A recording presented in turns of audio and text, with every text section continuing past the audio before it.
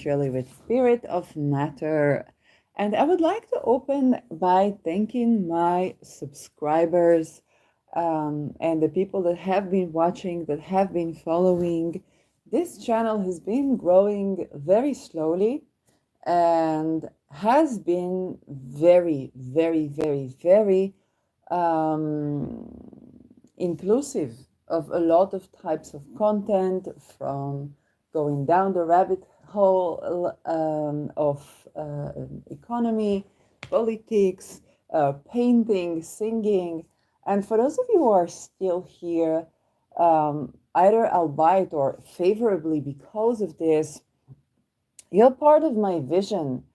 And that vision is for me to succeed happily, to succeed authentically, to not have to hide certain aspects of myself or be inauthentic in order to get views or to not get shadow banned.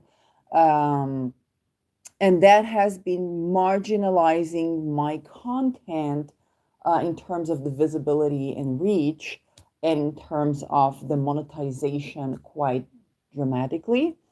So I'm very, very grateful for those of you who are here, who are watching. And I'd like to update you a little bit of what I've been going through. So this is, first of all, a sun night. Okay, soul night. Mercury day is soul night. Moon hour with the ascendant in 25 degrees Capricorn and the midheaven 13 degrees Scorpio. And there's a lot going in the sky. The moon has just gone over Deneb Algedi, sextiling Aries with Chiron and Mars in the mix. Mars has locked into the 22nd degree with Chiron.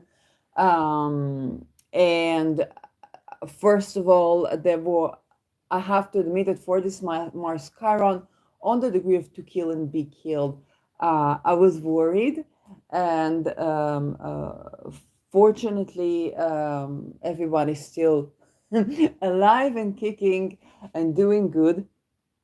So I'm happy. Yes, there were mundane events, of course. It doesn't take away from that, but 22 degree is assassination awareness. And so I have been doing a little bit of an attempt to log off Google and just see how it affects my life. And that was just for a couple of days. I'm thinking that I will do a separate video about this because it is a big deal. It is a big deal, and the things that came up, I still need to process the things that came up around this. I want to talk a little bit about the order to the 22, okay, the 22nd degree. And you know that I always try to dedicate something or to look into some cold case. And this one I actually dedicate to the people who experienced and or have been wronged by Joris de Mink.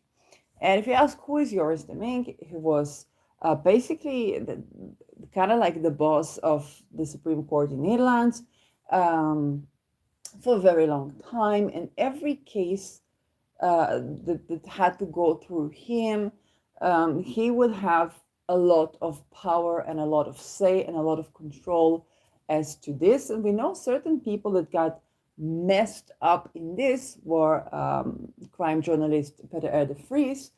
And today, kind of stuff popped up around this. So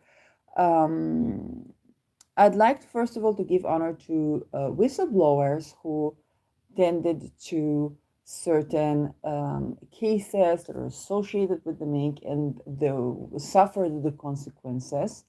And I would also like, in this, basically in this context, to talk about structure, because we see that the issue of people not getting justice and or not managing to whistleblow and or people having expectations, especially, and I open with this case first, the expectation from, let's say, crime journalists who are associated or close with the Supreme Court, um, to bring justice, and what is with the limitation of the structure.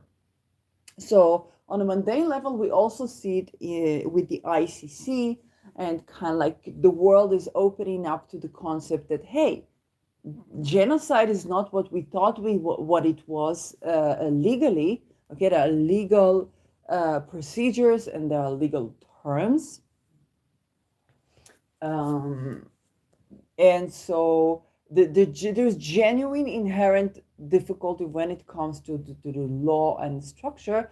But another thing that is happening is the C factor of corruption, okay, whether it is in science, and I talked about the pharmaceuticals, and so on. We saw one case with Pfizer, but it also tends to gender affirming procedures and the lack of ethics, and to Neuralink and the in general question of kind of like genetic modification of human beings and chips inside us that kind of make us superhumans or just drop dead. Okay.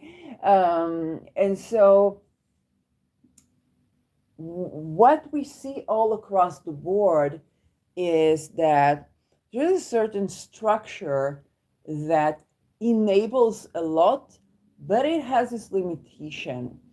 And one of these structures is where everybody in every industry, whether it's the music industry, the pharmaceutical industry, the cold cases industry, which is an industry, okay, the journalism, influencers even got to this. I can attest for me that a while before I kind of noticed that I was shadow banned on X, and this is not me complaining about the shadow ban. I am dealing with content that there is an intricacy to make it visible that I'm aware of, and I'm managing this myself with all the frustration associated.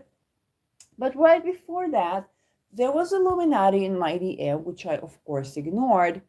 And I didn't think much of it. Then came the sex bots, which you probably heard me singing and sending sex bots to like my ex posts. And then I kind of noticed that people vanishing. So I was like, being Israeli, 7th of October, people vanish. Okay. And I associate it with that. And then I see it as like, yeah, I'm shadow. So one thing is after another, and we know that Elon Musk doesn't have anything against Israel, right? Is a platform for, it's their Bibiton for, but for Donald Trump and right-wing leaders. But it's also a platform where David Icke is not banned. Okay, it's shadow banned, but it's not banned. Okay, there's this freedom of speech not reach. But you can search, I think, for these names and receive results. So there is a certain structure where you have to be a part of the cult, you have to be part of a secret society, and in order to get the networking that you need. Okay, and so what that entails on lower levels is that you got to know the who's and who's, because let's say, even in a very simple, I had a marketing course for aromatherapist, okay? And so the woman who ran this marketing course, she would have a group, and she said, I give the tips, but we also function as a group, and we're gonna amp up each other's business, okay? This is how networking works, okay? I do for you, you do for me. If you know the Freemason, I think it is handshake, where you see one hand not holding the palm, but going into above the wrist, holding above the wrist. In Hebrew, we say yad rochetzet yad, okay? A hand washing a hand. And so that what it reminds me, I don't know, like the occult symbolism around this, it's kind of like a hand washing a hand, okay? And you shake the hands in that way, and you know that, for example, I'm going to up your channel, you're going to up my channel, okay? Or like Donald Trump said, Do you want me, I don't know, for president? If not, blah, blah, blah. If yes, I will follow you back. And this is the hand that washes the other hand. And that's the type of communication you have within these communities. This is on the lower ranks. Now, the higher you go up the rank, you needed to be trusted by the higher up the rank. And so the way for this to be done is that they need to be able to, pardon my Hebrew, molest you. Okay, they need to be able for, and how could they do that? Is if they got documents, something on tape that you did to another person. It could be sexual violence, there could be robbery, there could be fraud. They need to have something on you to trust you. Okay, and he said the only way, I didn't know this, but the only way that I got my funding for a degree, because I was not able to physically work, was because I had been in a crisis where my checks went bad. And so they assumed, yes, I did not go to take a loan like from the black market, but said, okay, this is my situation, but I don't know what to do. And they assumed I'm willing to commit crime. Okay. And so they gave me help under the guidance of, like, cuckoo, mentally cuckoo. And I said, okay, and give me money. This whole thing makes me mentally cuckoo. So give me debt or give me studies. And he said, okay, well, maybe mentally ill. And I tried their pills. I saw it's not working for me. And I was really wanting this magic pill that is going to make me, the superhuman. But it was not happening. And they had like weird, they called it side effects. I understand it today, slow-mo execution. But the thing is, at that one stage, my checks went bad. They thought, oh, we got somebody. And then they gave me basically the allowance to study and have a person that comes, sits in my room while I clean a little bit. Now that I went out of this, is sometimes difficult for me to clean my own house. But it was also before. Yes, I genuinely have trauma. It's not but the thing is that nobody would give a flying F that I have trauma. It's only when my checks went bad, money, that they said, oh, now we got the person who's willing to, now we got something on this person. Maybe I would be representative, public speaker for the cult, sell drugs, and say, we must use this. It's okay to use drugs. It's okay to be cuckoo. But if you take drugs, you're normal. We need to destigmatize taking drugs, psychiatric, and so on and so forth. So that's what they wanted. But I didn't understand. It was like, I get money for studies. I was very intelligent on some things, very stupid on some other things. And this is basically how I got my allowance as welfare. Okay, nobody believed me when I had problems physically with my feet that I do have. If I did do it by feet, I showed you, like trying to align my fingers, what it affects, and so on, was affected by. But nobody gave a flying F. Okay, for them, they don't care. And there is no job where I can not stand on my feet. They don't care. It's only when my checks went bad that they said. And so, with this structure, if you have to have something on you, then they can trust you to a certain degree. And if you ask what happened when they discovered I'm not going to be advertising for, your olanzapine or whatnot, but the other way around, yes, I was left homeless. Okay, and because the place, what the money that I had was very difficult to find a house, and I was, yes, there was no help. So they say, yes, if you meet us here and here, and of course, when you're homeless, you cannot meet us here and there. And so, fortunately, during COVID, there was shelter in Netherlands.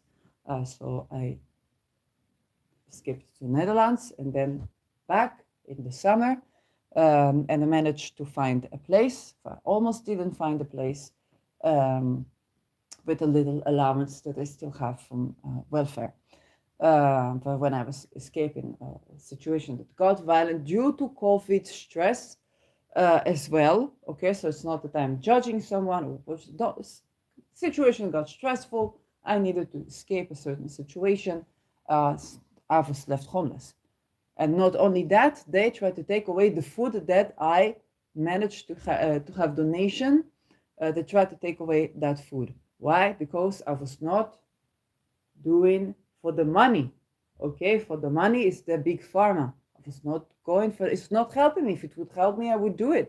But it was not helping me. If I cannot advertise, if the reason I got sick is because I worked in marketing, I worked in banking, was a credit card company, but I cannot, like if the product is good, I will market like no other. But if the product is not good, I cannot market. My body starts to fail on me. I'm not supposed to. I think, why can I innovate where I can give value, where I could do something? Now, why is this important? Is because people usually don't stop at this rank. Okay, they want to climb up the ladder, and then they get to the point where they are supported only when they are criminal. And the more top criminal you are, the more trusted you are, because the more they can extort you. And I really want you to watch Ronald Bernard on this. He tells it like no other, ex-Dutch banker that escaped the cult and entrepreneur. So, and he had to work with criminals after he escaped the cult because it reached the rank where they started to do certain rituals in children, which, because he was abused as child by church, then he wouldn't do that. So you understand that people that make the big decisions or that have points of influence, huge, like we see with what happened with Puff Daddy, Jay-Z, and Beyonce running to Japan, and those people, they have big power points, okay? It's not necessarily only money, it's the power, the influence they have on the crowd. Business people and even politicians, okay, with the turning to celebrity culture into politics, so that you watch, if you want to watch a parliament discussion, it should be catching your ears because it's politics, and to make it interesting for you, they have to make it a joy for you to watch. It has to be entertaining.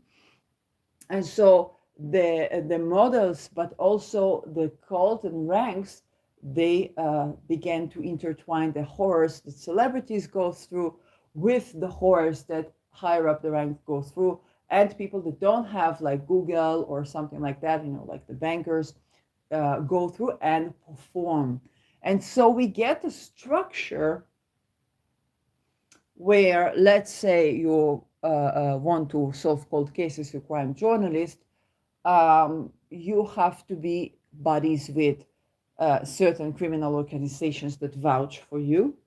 So it limits what you can do. And for Supreme Court. And so this is how we get both lawyers that defend like Epstein ring. Okay, if we talk about the affiliation of the Clooneys, okay, George Clooney and Amal Clooney, to Peter rings. Okay, so we don't know what exactly went on. And then Amal Clooney was at time, I don't know if today, advocate for WikiLeaks. Okay, so now it is a big problem. Yes. Because obviously journalism is not a crime. Obviously, WikiLeaks can only leak what it's funding, which is the Rockefellers that cut dividends for Opday or the church, which goes to Vatican. Okay, so they can only leak so much, and they leaked more than other people. Okay, they managed to leak about the Vault 7. What was 9/11? We don't know what is going on. Okay, so Edward Snowden and Julian Assange cannot say this. So they don't like to talk about this. but they can talk about other things like Vault 7, like Hillary's emails, like detention, and those things are also important. So we need a diverse funding. But when all the funding is centralized for the big wealth families, got dividends for the church, got dividends for Obden Vatican, which is the same thing. So what we the people get is a lot of polarities, um, where we expect we can turn to this person, but he's tied in with the same interest. And this is how you can get a crime journalist that does cold cases or murder cases, but unable to do anything. But they cannot say why they're unable to do anything, because they will have to expose the cult, which they cannot do. And the cult will have to have something on them. We don't know what, but they would have something on them to the degree that there was famous, that there was influence, that they could do what they came here to do.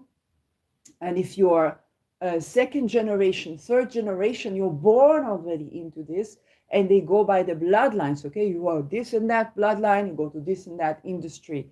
If you hear Anneke Lucas, she's a genius um, in explaining this, because she has been through this and she managed to talk about this, which is very difficult to heal from that. And I also refer you to the Imagination podcast, where you have a lot of survivors of all types of such violences. And so what I ran into today, okay, was a person was whistleblower on the Mink case, suffered tremendously, was tortured psychologically, was hospitalized in mental hospital by force, was given pills that don't, antipsychotics. And by the way, this problem was also showed up in a case where it's a cold case for the Peter R. de Vries Foundation since 2007, where a woman committed, we don't know if committed suicide or murdered, and until today we're not able to see the medical records, because she was prescribed antipsychotics or prescribed antidepressants back then. We don't know if she took them or not, or what was the role of the medication in her death. Until today, we don't know this, and this Peter R. de Vries death, so Peter R. de Vries Foundation is a cold case that you can see, and you see this, and until today, they did not reveal the medical records, okay? So something very much of the similar sort happened to this whistleblower, and lives now in Spain. 2017, he got asylum, I think, there. And he was Dutch person persecuted by his own community because he dared bringing up those issues to do with Joris de Mink, which back then was still in office. And so he turned to a crime journalist, which was Peter R. de Vries. And what I found out was that at the time where he appealed, he made a certain appeal, whether it was the EU or Netherlands or something, like he made a big appeal, make it very impossible to ignore his case and allegations against Joris de Mink. And at the time where there was a dramatic exposure of this case, it was the date 15 July 2021, was that when they announced that Peter R. de Vries died, was assassinated. He was assassinated July 6, 9 days after, which was just the time for that whistleblower got his own, whether it was appeal, or I don't remember exactly what it was, but it was just this date. And this is exactly the kind of things we would have with Chiron on the 22nd. It's healing to do with those cases of assassination, murder, suicide, murder, cold cases, and so on. Mars resolves something. It takes an action to find out. And what another thing that I discovered related to this degree was a woman who was bringing into justice people that have been wronged in the justice system. It's basically how Peter de Vries also started, was someone was falsely accused, and he was able to show that this person was falsely accused, and that was the beginning of his career. Then he did Misdaadgestrafer, which is solving cold cases. But in this case, the person that she felt was wrongly accused of murder was a person that had affiliation with the case for Juriste Mink that was back then in office. And so he made the cases against him, cases you cannot research, you cannot investigate. And so we have a person sitting behind bars where maybe not the murderer, and also nothing. So we have a conflict of interest, and there's no one in the entire juristic system to take the case which is unaffiliated with this Juriste Mink. Okay, this is structure. This is the power of structure.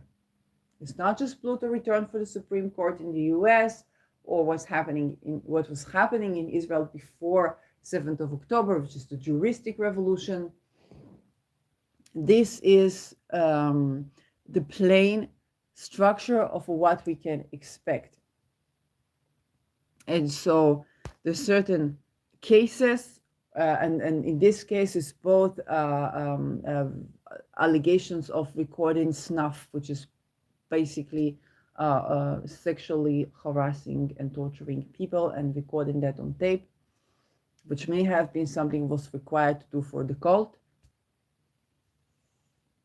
And then there were allegations that the WHO keep bringing this topic up, so it can be what seems to be a polarities or conflict of interest. And we have even the most famous people for solving cold cases having to basically give character testimony on this Juriste Mink, saying, oh, he's a great guy, he's a good guy. If I would find something I didn't find, it would be very interesting if I find. But what they cannot say is if Peter de Vries would find something on Juriste Mink and expose this, he would die 10 years ago, if not 20 years ago, because some of the cases from 1973, there would be no Peter de Vries. We cannot say this. But definitely, he was assassinated July 6th. And remember, when I covered this, I said it doesn't look like the chart of the death of a person. What's going on here? And then July 15th, they announced his death is 9 days after he was assassinated and being shot 5 times. Okay? You ask how a person survived. He said, I don't know, he's 2 meters. Very big person. Okay, I don't have, yes, and he survived very likely the shooting. They say died from the wounds, but it's the same date they announced his death was the same date that case for Juriste Mink was like on. So and the whistleblower that I read their own thing was and you can look for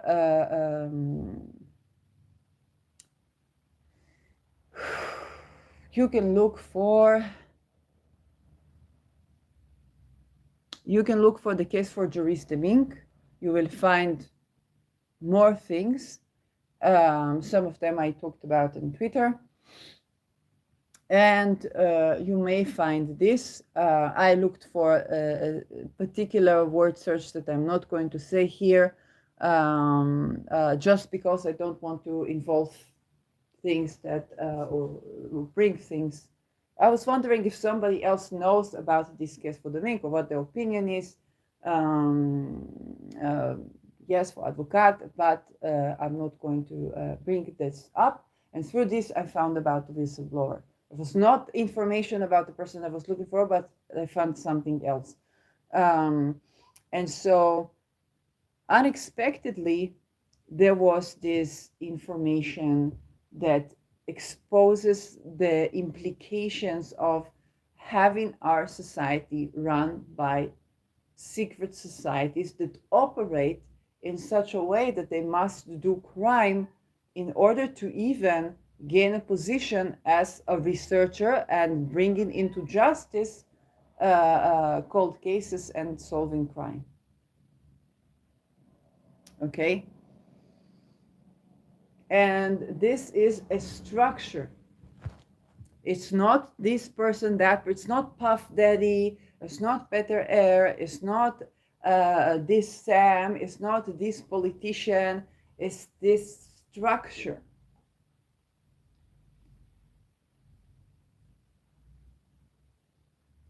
So Mars Chiron on the 22nd is a good time to call this into awareness. You know, from this 22nd, I always do. It's not the 7th water expands upon cooling, but I did want to kind of bring this up as it arises. So, yes, and now I want to talk about Pluto trining Sedna. So now we have Pluto trining Jupiter. And Pluto is 1 degree Aquarius and is trining Jupiter, which also conjuncts Sedna in Gemini. I want to remind us the cycles of planets. So for Pluto, last time it's been on this degree, other than the retrogrades and stuff, is 248 years ago. Yes, 240, 50 years ago. Sedna takes 1200 years to surround the zodiac. Now, this sets the stage in a way where we must understand that we're not dealing with just another Pluto in Aquarius, which is not just another. It was this French Revolution, what would later be the nation state, okay, France to the France, and so on and so forth, and the Declaration of Independence, the foundation of the United States. Many, many things happened, okay, industrialization, and then we have secret societies forming a country, which was the United States. And but also a lot of cults and chasing the cult, okay, chasing the secret societies. This is why I say get out of the lodges before November 19. It's not because I'm bashing you if you are in the lodges. It's because this is the time where historically they hunt secret societies. Okay, so what you want to do is link yourself with those upper ranks to do the things for which people are persecuted, because people are going to see you with certain symbolism, with certain this, with certain that. Are you in the cult? Are you not in the cult? I made it very clear. I did channeling experience. Of course, things came from the cult because secret societies managed our world and still do. So whatever channeling I would get also called symbolism. It's not because I'm from the cult. I'm not. It's because I did a channeling experiment. That's how I got my information, a lot of it. So get out of the lodges before November 19th, where Pluto ingresses for good into Aquarius. But this is not just another Pluto ingress, because this Pluto ingress is trining Sedna. Now there are people who say if it doesn't conjunct, it's not an aspect, it's an asteroid, it's not a this, it's not a that. Okay, fine. I think that is not a bad way to run things. There's already a lot of information on astrology, but because this is not just a Pluto ingress, and because the aspect with Sedna is a gate to look at things 1200 years old, and because Sedna was not in Gemini when Pluto was last in Aquarius, we do not have reference for this. And because Sedna deals with themes of betrayal and lack of accommodation, of infanticide, of forced marriage, um, and children. And because this happens in Gemini, which is the sign of trade, the devil's advocate in a very literal way, um, advocati, okay, justitia, okay, justice, trade, contracts, communication, technology, then I think it's okay to pay attention to this outer planet creating this gate, okay, with Sedna, and just to see what's going on there, okay? It means people wanting to dredge up things from even 9 millennia ago, 12 millennia ago, um, and this is a time where uh, it's beyond just the Pluto. It's beyond just the Pluto. People want to get rid of stuff that has been aeons old, okay? And Sedna does allow for that, but because it's so slow moving, she's going to be 4 decades in Gemini, which is fast for her. So moving fast in Gemini. Okay, she spent 1,000 years in the opposite sign in Sagittarius. So this is what we're talking about, and people are going to bring things from antiquity and attempt to grasp what seems nearly impossible to grasp, where is time travel, the cosmos, certain views, okay, that intermix. And this is where timings like a couple of centuries can seem like a blink of an eye. And one of the things I ran into that, speaking about the Ming, so when I was looking for Joris de Mink, I found a website of a party in Netherlands which was very extremist. They wanted only people with 75% Dutch in the blood ancestry to be living in Netherlands and making decisions, which is, of course, impossible because that Netherlands also had colonialist periods and many inbred people were born from there. Some of it the parliament, okay, and in the government now, yes. And this makes for no sense, okay, if you have, let's say, Suriname mom and Dutch pa, you're 50-50, okay? So nobody is 70% Dutch anymore. So you have to understand. But this thinking of bloodlines is tribal, since Inuit, and this party, whatever extremist it is, it gathered up information that's literally nowhere else, including the connection between Opus Dei, Vatican, the two CIAs, and secret societies that is interesting. And you won't find it on Google. You have to look for Joris de Mink. This is why I mentioned this, because this name, Joris de Mink, if you Google it, then you will find the ISPJ that is that party, which I don't recommend you to follow, but I do recommend you to read the website and see another perspective of the information. And if you look for the lineage trees of the papal or the patriarchal or the Vatican ancestry and the denominations of Christianity, you will see, even for the royal families, you would see that the Jews were basically like the Gentile of Sabbath for the Christians. For the Christians, they would make the business offshore, but on the name of the Jews that did the accountants. And this is where we get the Jewish bankers that a lot of anti-Semitism is rising against, basically for something that if Jews would not do that during the Inquisition, okay, in Spain, which the rise of Christianity in Europe, they would be tortured to death. So as a Jew, you could escape and risk death, okay, refugee, death, and so on.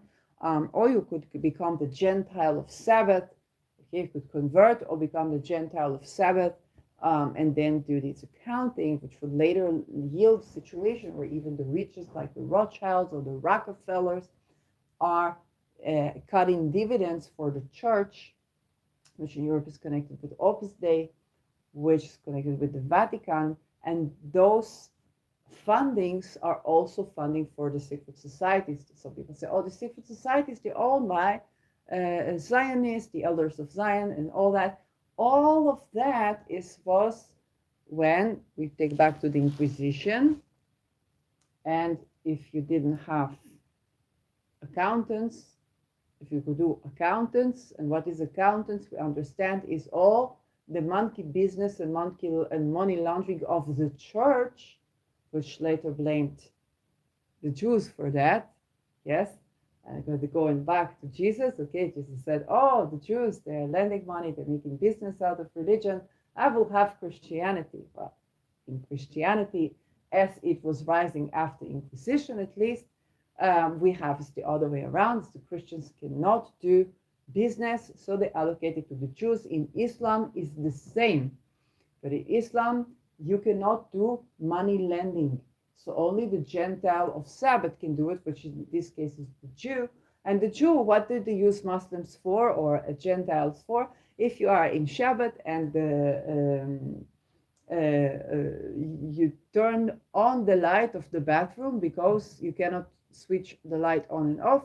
So if somebody switched it off or a power cut and you need to turn it back on, so you have to call someone who's not Jew. And they have to be not Jew from the mother's side. And so only that person can turn the light back on or buy your food. So you give them $1 or 1 shekel and they buy your food. And this is what Jews basically the Gentiles for. And so for the kidnapping of children, unfortunately, it happens across all religions, and for Jews, also Jewish kinder are. And this is because it's a part of the offshore business, and a part of this offshore business is human trafficking, infant trade, trading in organs of children. I thank Ronald Bernard for kind of like complementing on the banking side. And this is how we get a lot of anti-Semitism. But the problem with anti-Semitism is not, oh, it's rapist or it's bad. It just doesn't target the actual problem. And therefore, if you get Hitler, who said, oh, the Jews, the bankers, the this, the that, eventually he killed both Germans, Jews, many Europeans, but he did not kill the very bankers that he was against. And also, he did not kill the connection to the church and to the secret societies that are at the rank, that are doing the crimes that he was rising into power in order to exterminate.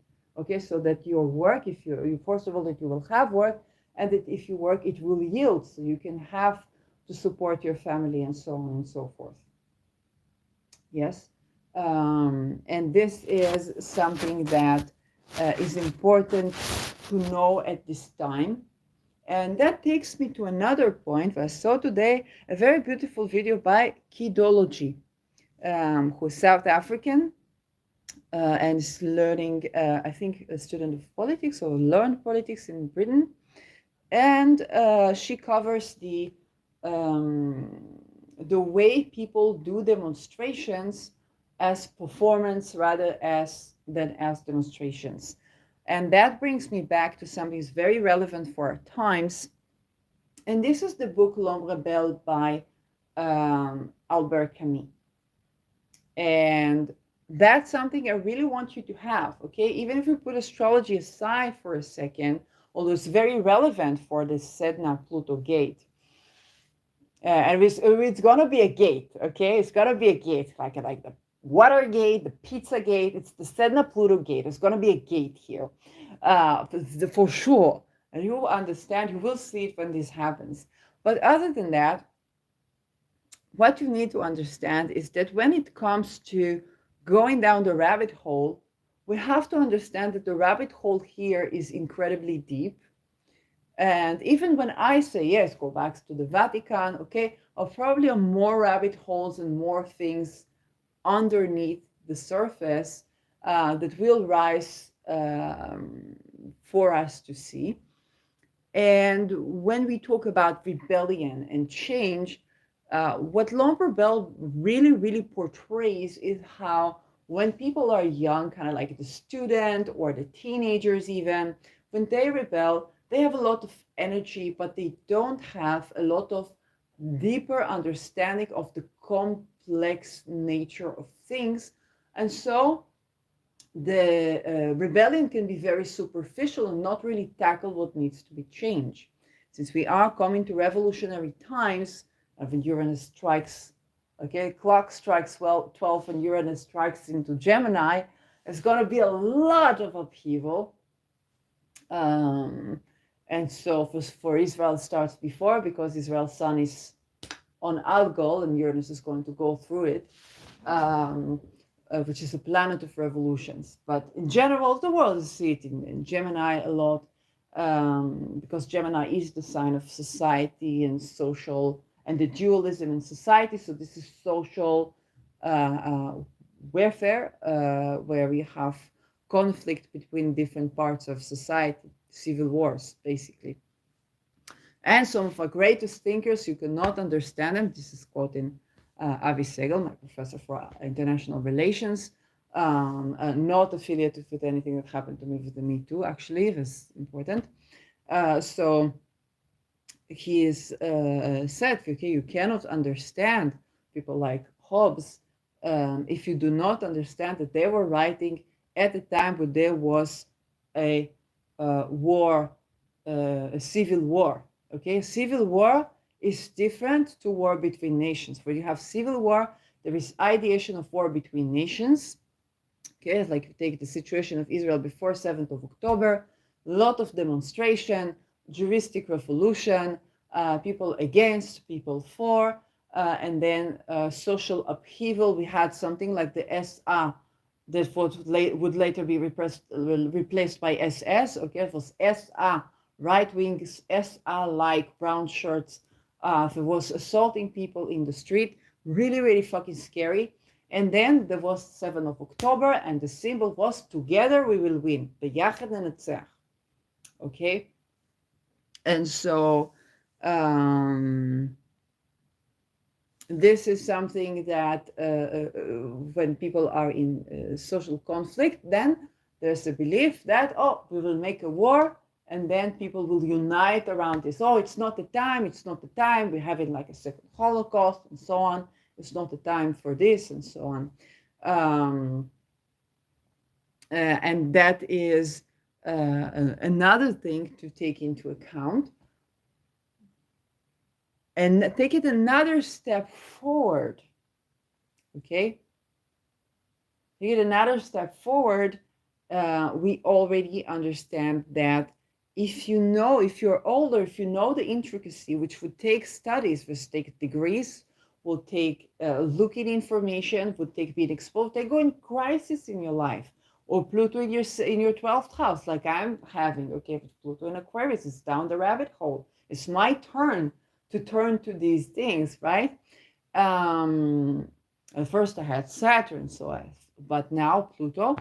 And then you have the wisdom for what you don't have the energy.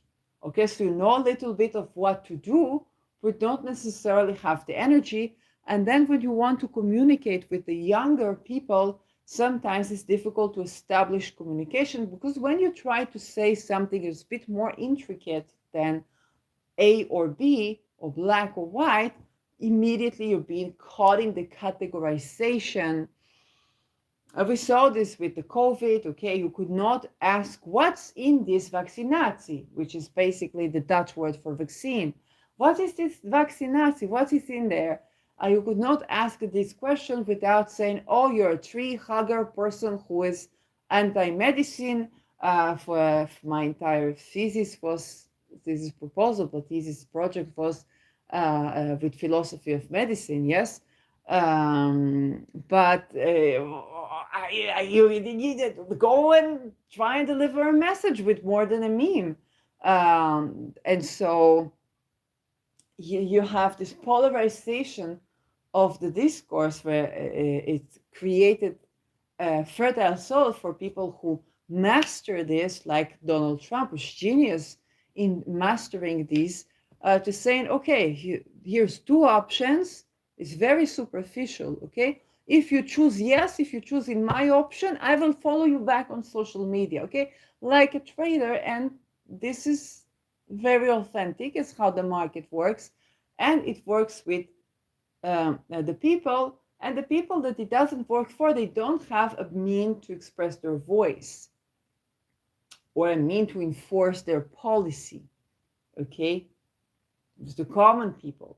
Um, and so we get a soliloquy rather than a discourse between represented and representatives. But if the discourse is such that if you're older than, let's say, 20, your worldview is inherently intricate. And if you can't talk with the people that are obviously bothered by this, and they're doing what they're tending to it in the best way that they can, and the best way that they can look like Nazi Germany, and it's not really helping, the people that they're supposed to represent, or the people that they don't even know that they have to represent. Talk about what's happening in Congo, what's happening today in South Africa, in Eritrea, yes, in Ethiopia, I think still, yes, we have Sudan. Okay, and I'm trying not to forget all the people that say, please talk about our own struggle as well. Please don't forget us. I'm trying to bring up all the voices in Pakistan, Afghanistan, Lebanon as well, okay? And so when we get to these deeper intricacies, to deliver a message in do you think I will be a good president? If no, I don't know. If yes, I will follow you back. If I want to say something more than that, it's already very difficult for people to land an ear, especially when their grants depend on these sororities and fraternities, which includes ritual rape. Okay, Israeli TA, I know that in US, it would immediately be TA, and we get prepared. Okay, is that we tell each other, we know with each other what's going on. And when you stood and said, I cannot file this essay today because been gang raped, and what you have to say, or maybe drink a cup of tea, but this person has trauma for the rest of their lives. Yes, when I started looking for therapy, it was not for me, but for what I would say to them, because you have to do a degree in the United States if you want to have a job as researcher.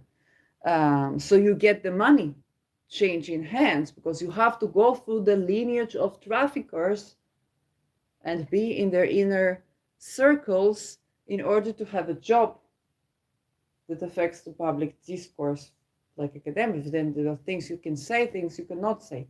Before 1973, you could not say a bad thing about Israel. Any criticism, nothing. Israel is, this was the years of the kidnapping of the Yemeni children, the many years it took to acknowledge Holocaust survivors. They were seen as the lean Jew. Of still starving, some still starving today, even in after 7th of October. There were things to say, okay? But you couldn't say a word about it. It was big anti-Semitic.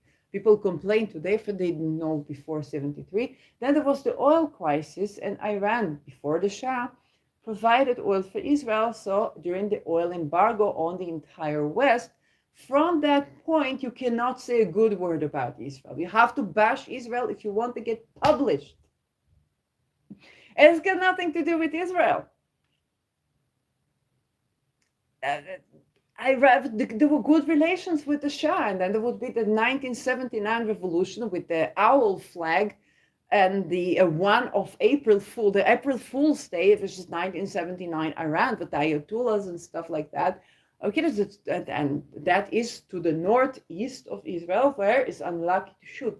It's the direction of the Big Bear. Yes. If you got to somehow listen to me, even though I have archaic modality of delivering the message, and limited resources or limited energy, and different language, and we're changing accents. But if you were lucky enough to listen, now you have a lot more wealth of information that you can process and you can work with. But if you don't, then you're very bothered. It's like, let's boycott Starbucks. And the reasonable, if I listen to Ronald Bernard, the reasonable would be, yes, they are a bank. They're taking your money. They're making monkey business. You don't know if it's organ trafficking, if this, what they are invested in. And they said, no, because they support Israel. Okay. But what about the money laundering? What about, are they involved in trafficking? Are they involved in offshore business? Let's check that too. Because tomorrow they can say, we don't support Israel. And you will go back to buying Starbucks. And children will continue to die. And this is what L'Homme Rebelle deals with when we really need to make the effort to communicate with each other. Okay, so younger generation to communicate with older generation, not because older generation are right, but because they have wealth of information that gives you a certain context across a certain timeline that can be used for what you do. Yes, but also you have your own perspective. You see things from a different point of view. You're exposed to things that older generation was not exposed to, and also has a tuning. Okay, for Gen Zers, for example, a lot of them are neurodivergent. This is after the Industrial Revolution had a byproduct for many toxins. There's fluoride or other toxins. Fluoride was used with other toxins for building A-bombs. After Manhattan Project, after the Second World War, you didn't know what to do with it. You put it in the food, you put it in the water, you put it in the toothpaste, and say it's advertised like vitamin. Okay, if you don't know for these quantities, and then what happened? People get neurotoxins. Then you get a influx of neurodivergent. This is Gen Zers. And so people say, I cannot work with a Gen Z. I cannot work. What is the big problem with Gen Z? Nobody can work with them. They need a sensitive room. They need this. This is wonderful. It's not a disease. It's the antidote to the Industrial Revolution. And then they want to further enslave humanity. But if you go across time, you see that nature does correct itself. Across time. Okay? This is also something that Sedna will show you. Something gets broken, is a sense of betrayal, and then something gets fixed. So if we go back to Sedna, Sedna was in Taurus. The betrayal was around, like, unfortunately, molestation, but also just cheating. One of the light examples that I can give for Sedna in Taurus is the discourse for Esther Perel. And I wouldn't agree at necessarily each and every point, but looking at our intimate relationships and the marriages and saying, okay, monogamy is not the only way. Even in monogamy, there are aspects where people cheat, where people this. Why has this happened? What do we need for successful relationships? And looking at this without judgment, okay, processing the terrible pain of betrayal. And as an astrologer, I can say people come to me when they have a Uranus transit, and they say, is this my twin flame? I am married. They are married. I can't stop this affair, what's happening. And then I ask them the question, what else happened in your life since this affair? I started painting.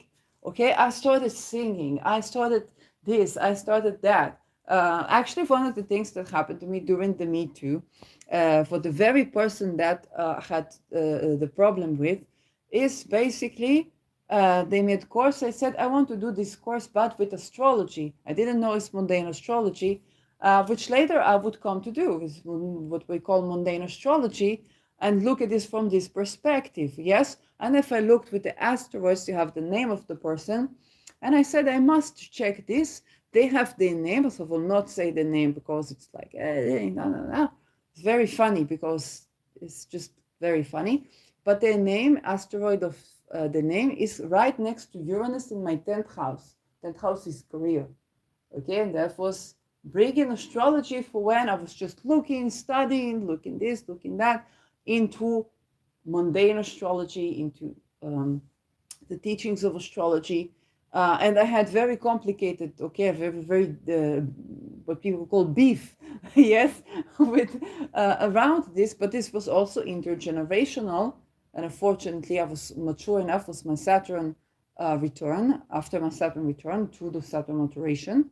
So I looked at it from intergenerational perspective rather than just from what they did to me, what they this, what they that, and from the structure perspective, which served me very well. As now, it was 2016, 2017, now 2024, the cycle of solar eclipses is going right back on that. And anything that came up from these years is continuing to come up now. Now I'm doing mundane astrology. Okay, like, oh, oops, wait, in between those traumas and there was a dream come true. Okay, so it was a lot of conflict. We had a Pluto square, what we call the Corvan out, with the Uranus amiable aspect. And so Pluto square Saturn is structural changes. It's very difficult. One person can feel trapped with the other person. And unfortunately, that happened very likely for both sides, because I spoke up and then that the other person was going for their own crisis. And so alongside this, there was this Uranus transit. Like, hey, I need to do astrology, I need to do channeling science, I need to do this, I need to experiment with things. Okay, and Sedna, and in here it was very much Sedna's story. Okay, so betrayal, but was leading to a hidden affluence, hidden opulence. I don't wish upon you this type of experience. It was combined with World War, combined with Pluto Uranus square, combined with Pluto Saturn square, timing. Okay, so it's very and before the Me Too, but for lighter examples, you would see like people married, then cheating, and let's say everything is consensual, it's no Me Too, but that happens to them, and is still terrible pain, and processing grief and feeling worthless. There's nothing to do with who you are, or you're not beautiful enough, or not being enough. It's simply that it's another aspect in the person that needs to come out. With Sedna, we are called to have a deeper sense, authentic respect to ourselves, and so see where we have not been, where we've been betraying ourselves, and something's going to come out to the surface in a crisis form. Okay, for example, with Israel, before 7th of October, that happened with Sedna Gemini, in the 9th house of Israel, there were these women watchers, and they warned something's going to happen, but they were told from very high rank, please, yes, we cannot, from very high rank we received, you cannot talk about this. They were threatened that they cannot talk about this, or they couldn't whistleblow, and some of them murdered, some of them kidnapped, and were held hostage for a very, very long time, went through horrid torture, yes, and they just did their job, which is to warn from an imminent invasion. And so Sedna is the sense of betrayal. It took 8 hours for the army to be present at the place where was, yes, 1,400 dead. So if people ignore this, they would miss the similarity to Maui, between Nova and Maui, because it's designed for you to get so caught up in what's happening in Gaza, which is true. You should be talking about this, okay? But if you don't understand the 7th of October, if you don't understand the connection to Maui, if you don't understand 2030, if you don't understand real estate, now you're just demonstrating for something. It's not just in ways that are not really getting to what the heart of the matter is, and causing a lot of trouble along the way. Everybody makes mistakes, yes, but also is not really targeting the actual democide that's been planned across cultures, and a plan to enslave humanity, which even back to the 60s, people like JFK were assassinated because they went to whistleblow on this, people like Assange sitting in Belmarsh, and none of them is saint. I began this episode with a structure, what people have to do to get a certain rank, to get the funding. Okay, you don't get funded by Rockefeller to have a leaking platform on Western crime without having to give something in return. So we cannot expect whatever, I don't know, would be leaked about, okay, when people try to free Assange. What we need to think is, how do we do these things safely? Yes, for everybody involved, even from the point of view of a person who's been in jail for so long, been tortured for so long, when they come out, it's not the same person that came in, and this difference of how we tend to that, and that need to be safe for them and for the people around them. And there are a lot of intricacies around this, and thus without continuing to jail them and to oppress their psyche furthermore. So there really is a lot. And I want to emphasize that books like Rome Rebel give you this perspective, and it's very, very difficult when something like this happens. It's very difficult to take a step back. Okay, when 7th of October happened, I couldn't take a step back. I couldn't see all this pro this, pro that, pro this was for the people. There was not anybody that didn't know anybody, but there was the peace activists. As my idea to make a peace party was stolen and was made a novel party where people were slaughtered, raped, tortured, ritually sacrificed. And I know that because I walked out of V15 when they became V15. Now they have X15.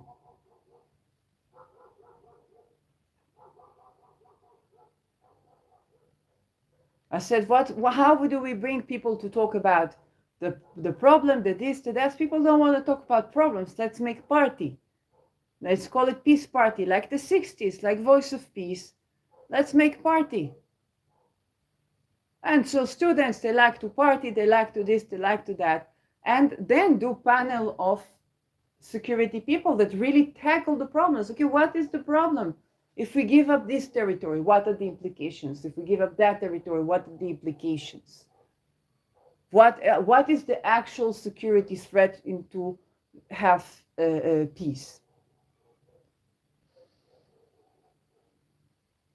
Then V15, and they say it's going to be a party to say goodbye, Bibi. I said I was alive when Rabin was assassinated. I was a bit older than them, and I'm not going to continue this. And I walked out. And then a couple of years later, I get channeling. You ask for a party where you feel safe in. And they wanted some people wanted me to invite people or to go to this party. I don't do that. Like, I'm not a nature party kind of person. And then it took me time to understand that the Nova was indeed the peace party that I wanted to do. Nobody spoke with me. All these pro-Palestines. Of what are the things that were done? Who were the people that were slaughtered? The people who tried to have solution that people will not be oppressed, will not be occupied, would not be under, like what they say, open prison. These are the people that were tortured, were raped, were slaughtered, were ritually sacrificed. Why? What Assange said. We tried to intercept the war. That they are planning to have continuous war. Why is Mein Kampf by Hitler banned? Because he was inspired by Churchill.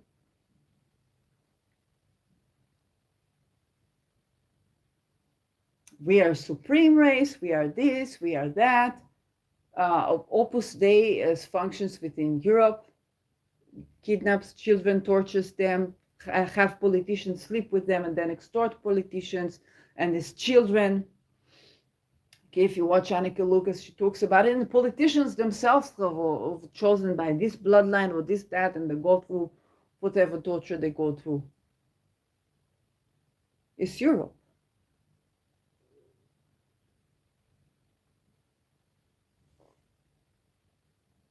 And weapons smuggled for Taliban so that they can take over the country, so that we can say, oh, look at the Taliban, look at Afghanistan, you don't want to be like that, you're American, you're free.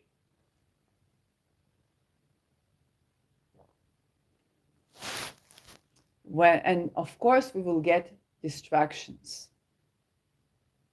Sedna, Pluto gate is where there's no place for these distractions.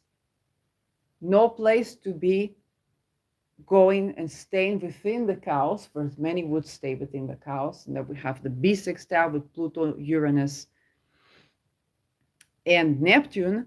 But now Uranus in 24 degrees Taurus is already beginning to delve into its conjunction with Medusa Gorgon, Algol, Beta Persei. So just by looking at the chart, seeing what's happening, just by this simple activity, and I thought I might get to talk about June astrology, but right now, even just by this, we have an hour and 11 minutes of just going around and seeing. So let's get a little bit to June astrology, because we can't without this, right? It's not going to be too in-depth. We have a new moon in Gemini, June 6th, and then June 22, we have the full moon, which I think is already Capricorn. So new moon Gemini is with Venus, next to vertex, I see here, in Gemini, 16 degrees, so middle phase of Gemini, with Mercury already 6 degrees Gemini. So Mercury, Jupiter, Moon, Sun, Venus, and also vertex are going to be in Gemini. What do we know about Gemini? There's mutable energy, element air, and the theme of duality, which is true, yes, to a lot of the signs, but here we have two people. There's the human form, the twins, and the intellectual, the air, the ideas, with polarity. But it is a juvenile sign. So we have a lot of bubbly energy, lots of ideas, lots of experiments. Let's try this, let's try that, around the themes of Gemini. So technology, civil war, communication, justice, okay, justice, journalism, media, technology, trade, transactions, all of these things. So something new is starting with and the energy of the mutable signs is an energy of refinement. It's not necessarily an energy of the cardinal. Okay, if the cardinal, you start something new, the enterprise, the innovator. With Gemini, you refine after the fixed. Okay, Taurus was a fixed sign where you just persist. Okay, cardinal, you start something and then you persist through it, and then you refine it, you make adaptations. And so what the beginning we have on this new moon is these adaptations. What are we going to do differently now? Where are we going to do something in a way that is different? Or what are we starting that is relevant to this element, relevant to this Gemini? But we have to understand, when we start something with a mutable sign, it's going to have a lot of changes. It's not going to be fixed. And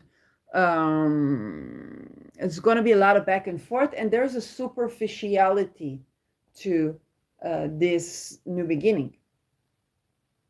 So you want to start something that is of that spirit, that is playful spirit, And okay, with the superficiality, they can also be like great depth in the sense of you play around with something and then you discover something really deep, really beautiful.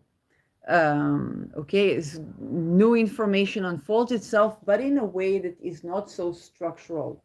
It's by play that you learn with Gemini. Venus can give us the voice, bringing voices to the people that weren't represented is appropriate. Um, Singing projects, favorable. I don't remember when is Venus becoming visible, because Jupiter and Venus are becoming visible this month, and is for relations still not appropriate. And also there's a volatility to the Gemini, so maybe if your Venus return, maybe yes, but other than that, it's very volatile and it's flirtatious, it's playing the field, it's hey, let me try this, let me try that. Also when it comes to Venus or sensuality, oh, let's try something different, let's order something different, let's make a purchase that is to something different. And let's listen to something different than what we listen. And this can bring a lot of livelihood back into your life. So this is something I like about this lunation. It does square Saturn, and Saturn's still on this 18th degree of Pisces, of toxicity, of the medical system. And that means that you don't want to start something that could get you into lawsuits, or that could get you into, like, let's say, I don't know, like me, you're aromatherapist and astrologer. Oh, let's start some aromatherapy channel.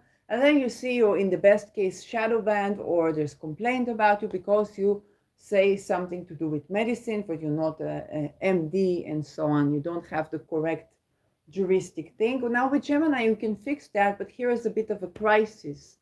So I want you to understand there is crisis, there is criticism, there's to break through of something. And this Saturn is on a malefic degree, so on an 18th degree of poisoning. So you're not even dealing with people who are, you know, in your favor.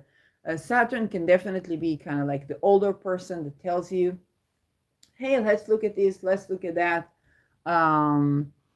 Let's look at medical welfare, okay? But this Saturn, unless they do tell you these things, which they can if they've worked with this energy, but the other side can be the Saturn that can lead you astray and be poisonous, toxic for no reason, really.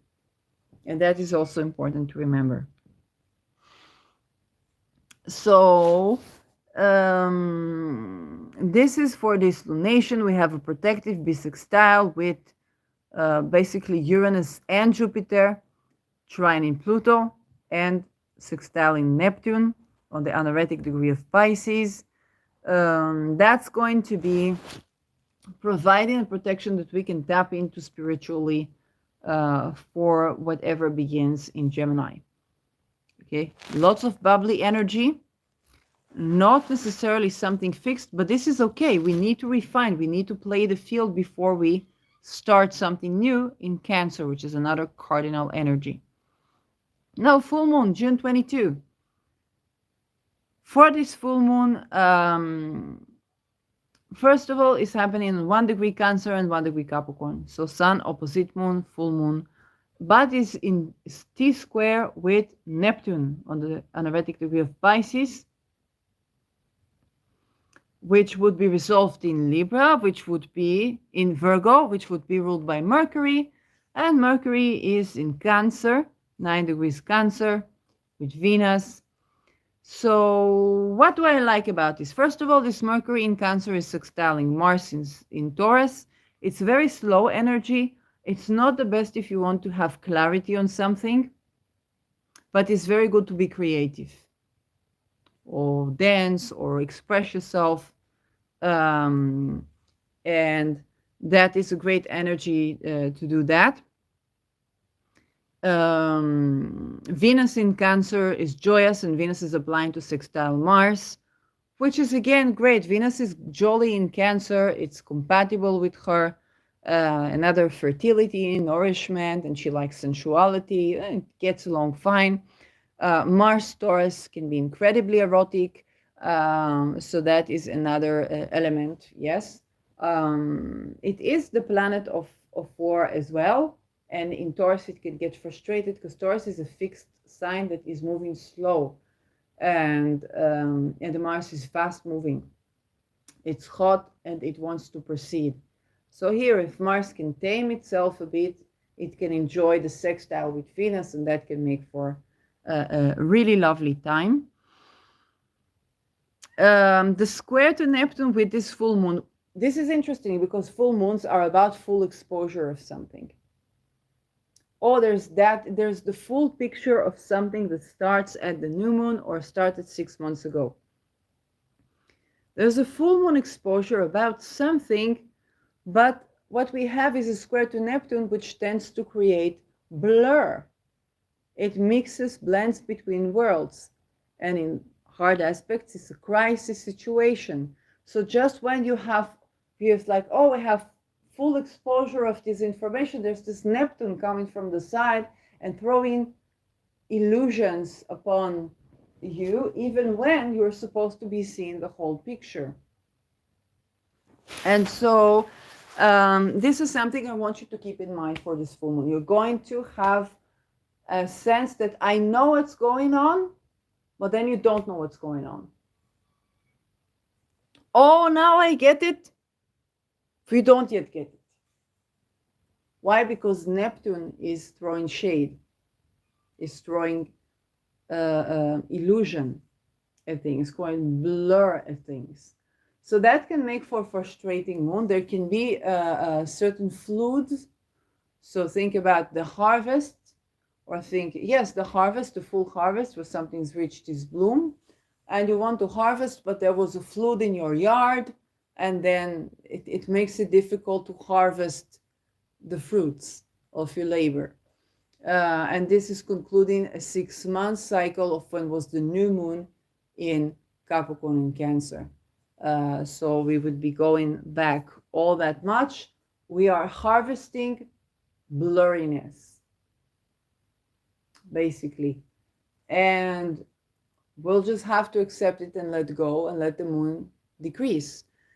So this is what I want you to know about this full moon. It's not going to give you the perfect disclosure, the perfect closure that you're wishing. Okay, sometimes things bloom into. They want to think about, you're doing a project, you're writing something, you're doing something creative, and then you're looking at it and it's abstract. It's great for abstract creations, but it's not so good for its clarity. And you want to think, where's Capricorn in this? Saturn would finally be out of the 18th degree of Pisces, so it would be 19 degrees Pisces. And the nodes are going to be on 11th degree of Aries and Libra. The nodes are not really particular. Okay, Venus is participating in Cancer, so there is some linkage to Ketu, and she's ruling Mars. 11th degree can have to do with electricity, but also suicide. So it can be, if you're trying to get into a certain case where that was suicide, not suicide, you will not have the answer completely clear. So this is, yes, this is important to remember. But other than that, it's great for creating abstract things and for letting go of a closure. Because sometimes we want clarity. In this one, you could let go of the very clarity that you seek. And that would be a correct thing to do. Now let's see any interesting aspects that we see here. Let's do some finances, not because it's financial advice, but because let's see what are the days where money can fly out of the pocket. And so money can fly out of the pocket. Let's see. For what? The 1st, Yeah, people talked about, Jupiter trining Pluto, and we have Mercury trining Pluto, and how great it is, because yes, Jupiter is 12 years, takes 12 years to run across the zodiac, Pluto 240 years. But when Pluto and Jupiter would be trine relations by sign, there would be square relations to Saturn, that's in Jupiter sign. So Jupiter will trine Pluto. Let's see for Jupiter. Will trine Pluto on June 3rd. Let's take a look at this a little bit. And well, what I want you to remember, Jupiter is in detriment. Jupiter is the sign of big ideas, and Gemini is the sign of children's play. So children's play with big ideas. We already saw the students' protest and the grotesca that is happening there that they're not to blame for, and it's good that they're attending to things, but it definitely needs to have, and Jupiter is expansions, wants to do big, so they can have giant mistakes, but also on mundane level, right? It's not just the children, it's also how we treat the children. And so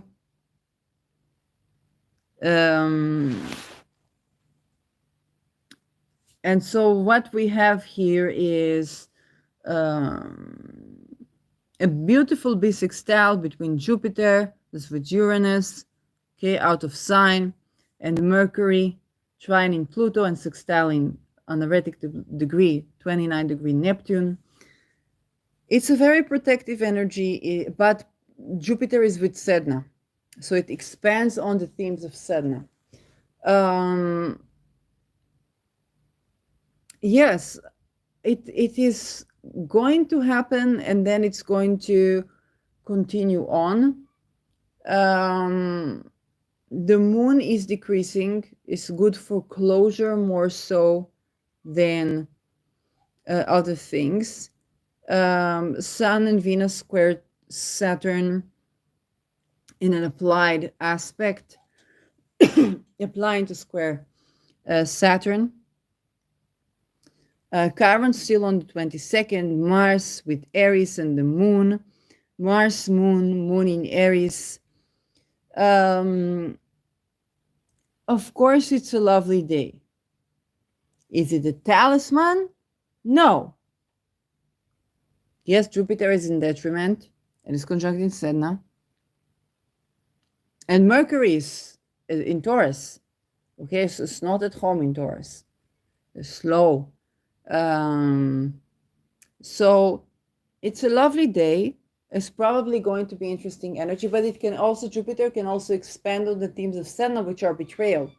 So again, okay, don't grow your expectations too high, and you'll probably be able to derive something of this day, but it might not be what everybody talk about. Oh, Jupiter trines Pluto. First of all, it's the bisextile with Neptune. There's also the sextile with Neptune, which is a lot more jolly than the trine to Pluto. IMO, okay, you can make a great painting with that, or you can delve into the psyche through the etheric realm. That's going to be lovely, but it's conjunct in Sedna. So that's the themes, okay? Infanticide, child bride, killing young women because they didn't want to marry, because they wanted to be free. That's also expanded. So those themes, but you can express them in art, or you can have kind of like a catharsis, which is not the crisis point of Pluto Jupiter square or opposition, and that is okay, that is good. Now, when money can fly out of the pocket, we have a Mars square Pluto on June 11th. Not only is this a very volatile, which means violent, it's a very violent expression of energies. Mars is going to just ingress into Taurus, so 1 degree Taurus, Pluto retrograde. This is basically, Pluto is transformation and power play. Mars is direction. Okay, I wouldn't advise you to try something intimate. sexuality. As Biden said, don't. Okay. And yes, it's a good thing to think about elections. When do we want to be intimate? When do we have good chances? And this one, no, it's the very sexual, raw sexual, but it's not good sexual for bed, even if you're very kinky, because there is a coercion element with Pluto. It's not talking about CNC, talking about genuine like coercion with Pluto, that the Mars here is trying to is being put in an existential crisis, and its response is taking action, and that can be feeling like a survivalistic action. Okay, not really good for like the Mars of sex, and not really good for the Mars of assertion, because it's just something really creepy about this energy. Get the hard aspects for Mars and Pluto. What it is good for is to penetrate deep into the realm of Plutonian energy. So delving into energy. It's going to be a crisis. For example, I can say that I was looking in 2017, 2016, what is this fusion energy that they want to have the sun on Earth? It looks so great. What is this fusion energy? And you know, when Einstein said we could we can light cities with nuclear energy, we can power cars, it's going to be so strong, and you never have to, you know, put your tank in the oil or the gas. I was like, that's a great idea. Little did I forget. It's not that I didn't have the knowledge, just didn't pay attention to it. It's like a great idea. Marie Curie died from what? For discovering radiation. Did it change since Marie Curie? No! It's a freaking Chernobyl! You're ordering Chernobyl, and now Europe is wanting to cut away from Putin, which is to be sovereign. Not really, they're not going sovereign, just going to be exchanging the marital relation from Putin to the Catholic marriage with Norwegian that provides for them for the energy, okay? And when you talk about fusion, you're basically building up a Chernobyl, and you say, let's power the house with it. Let's, you know, make some coffee in the coffee machine powered by this. And this is why it's Chernobyl. It's radiation is better than war. Radiation has implication now for the when money that needs to change hands, going back to the beginning of this episode, is no problem. You have cancer, you have chemotherapy, which is torture. There are better ways to deal with cancer, but they're not promoted, they're not marketed, and doctors would be assassinated if they push through this, and many are dead. And so there are things to go around this. Okay, you need to travel to here, to there, to go on a plane. Only this place make this type of therapy. Doctors, and then you need a holistic doctor, a massage, and this, and so on. And then you have dreams that you want to achieve, so you need money for that. So you need funding for that. Okay, and a lot of money changes hands with the cancer industry. So why not power us with Chernobyl? It's going to be great for the economy. Was not going to be great for the people. Solar energy has its problems, but it's not going to radiate on you like this. Of course, with gas, there's also radiation. With oil, there's also radiation. Okay, those things exist. It's not building a Chernobyl in your freaking backyard. And no, we have not managed to overcome this, because we don't really have the medical ethics to test this, because right now, with what you have medical experiments with people, if you cannot whistle blow on a Boeing, you can't whistle blow on an A-bomb. And if that A-bomb is supposed to be like the energy that's marketed for you to use daily, then no. If that was a great idea, and I would want it to be a great idea because it's so fucking cool, but I have to also be honest and mature and carve my enthusiasm. And so I'm privileged to not be recruited by the cult in a way that allows me to speak, but not to be heard. Because otherwise you can speak or you can be heard. So for those of you who do hear, I'm very grateful. This is what the Mars Pluto triggers. Study these topics. Look into energy. Deep down and thorough. Mars is intense with this energy. Okay, take a certain action with this energy that is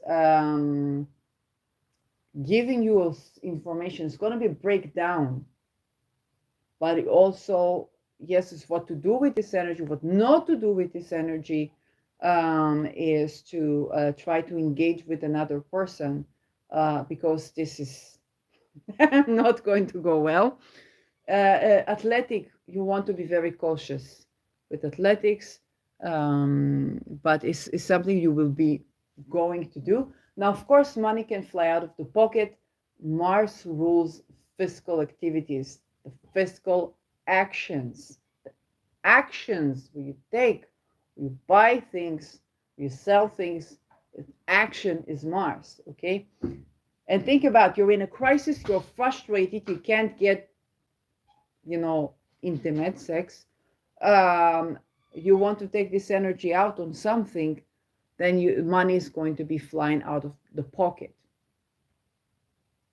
And this is June 11th. You're likely to make some gadget purchases, maybe things to do even with, some the sensual, food, and Venus is on the 22nd. A novel that deals with like crime novel, Murder, She Wrote, can be like to purchase, but then you would want to buy the entire series and say, I'm going to read everything. And on that day, on the transit, you will begin, you will cover a lot of ground. Yes, but it doesn't necessarily mean that that's going to be sitting, in your cabinet. People are going to come over and they see, I see you really like Ruth Randell, yes? Yeah, and you read maybe 1, 2, 3 books, and all of them 12 sitting, and they get kind of like the wrong impression of you. Those are the kind of things that can happen with this. And of course, it was good time for Ode to the 22. So maybe I will have a butter expand upon cooling. This is one, money flying out of the pocket. Another one is Venus square the notes. Venus is the things that you buy. It's assets. It's sweets. It's connecting. It's cars. Venus square the node is the fated purchase, and is on the 11th degree, going from the 11th to the 22 quite a lot. So that can be something to do with electricity, but with Venus Cancer, you want to watch with that, because Cancer is a water sign, so water, electric. Hopefully you're not like buying things to kill yourself with, or poisoned food or something like that. But it's a fated purchase that you have.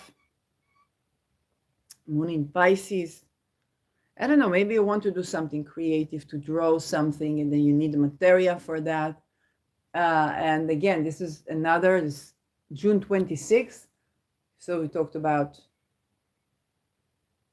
June, was it 11th? With all this 11, and June 26th, it's the money flying out of the pocket. Okay, so know that that's another one of these days. And before that, June 17, yes, we had June 11th and then June 26th. June 17, going backward, we have Venus square Neptune. Okay, Neptune is making assets liquid, or money is literally leaking out of your wallet. And Venus is again, it's you want to connect, you want to enjoy, you want to spend, you want to have money spent on you. Money flies out of the pocket, and with Neptune there can be an addictive aspect to this. Maybe you want to buy alcohol, maybe have a party, so it tends to go way overboard. It's almost addictive pattern. This is why when these things come, I say, here is a wave. Okay, know that this wave is coming.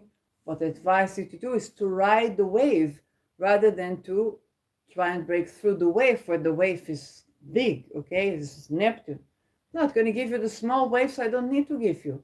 You say, oh, I really feel like buying ice cream, oh, but then I won't have money for it. I'll buy it next time. Okay, that's not a wave. This is where, oh, I must try this. Oh, I have I want a vanilla ice cream. I want a vanilla ice cream. I want a vanilla ice cream. But I don't have money, but I want a vanilla ice cream. It's all day and I try to push it away. Okay, that's the wave. Okay, you want to ride the wave and it's going to take you back to the shore rather than to try and break through the wave and cause yourself a lot of harm and undermine. This is why with Neptune you have to surrender, otherwise you're undermining yourself along the path, and you have to even surrender your ability to surrender. So so that's another one, okay, where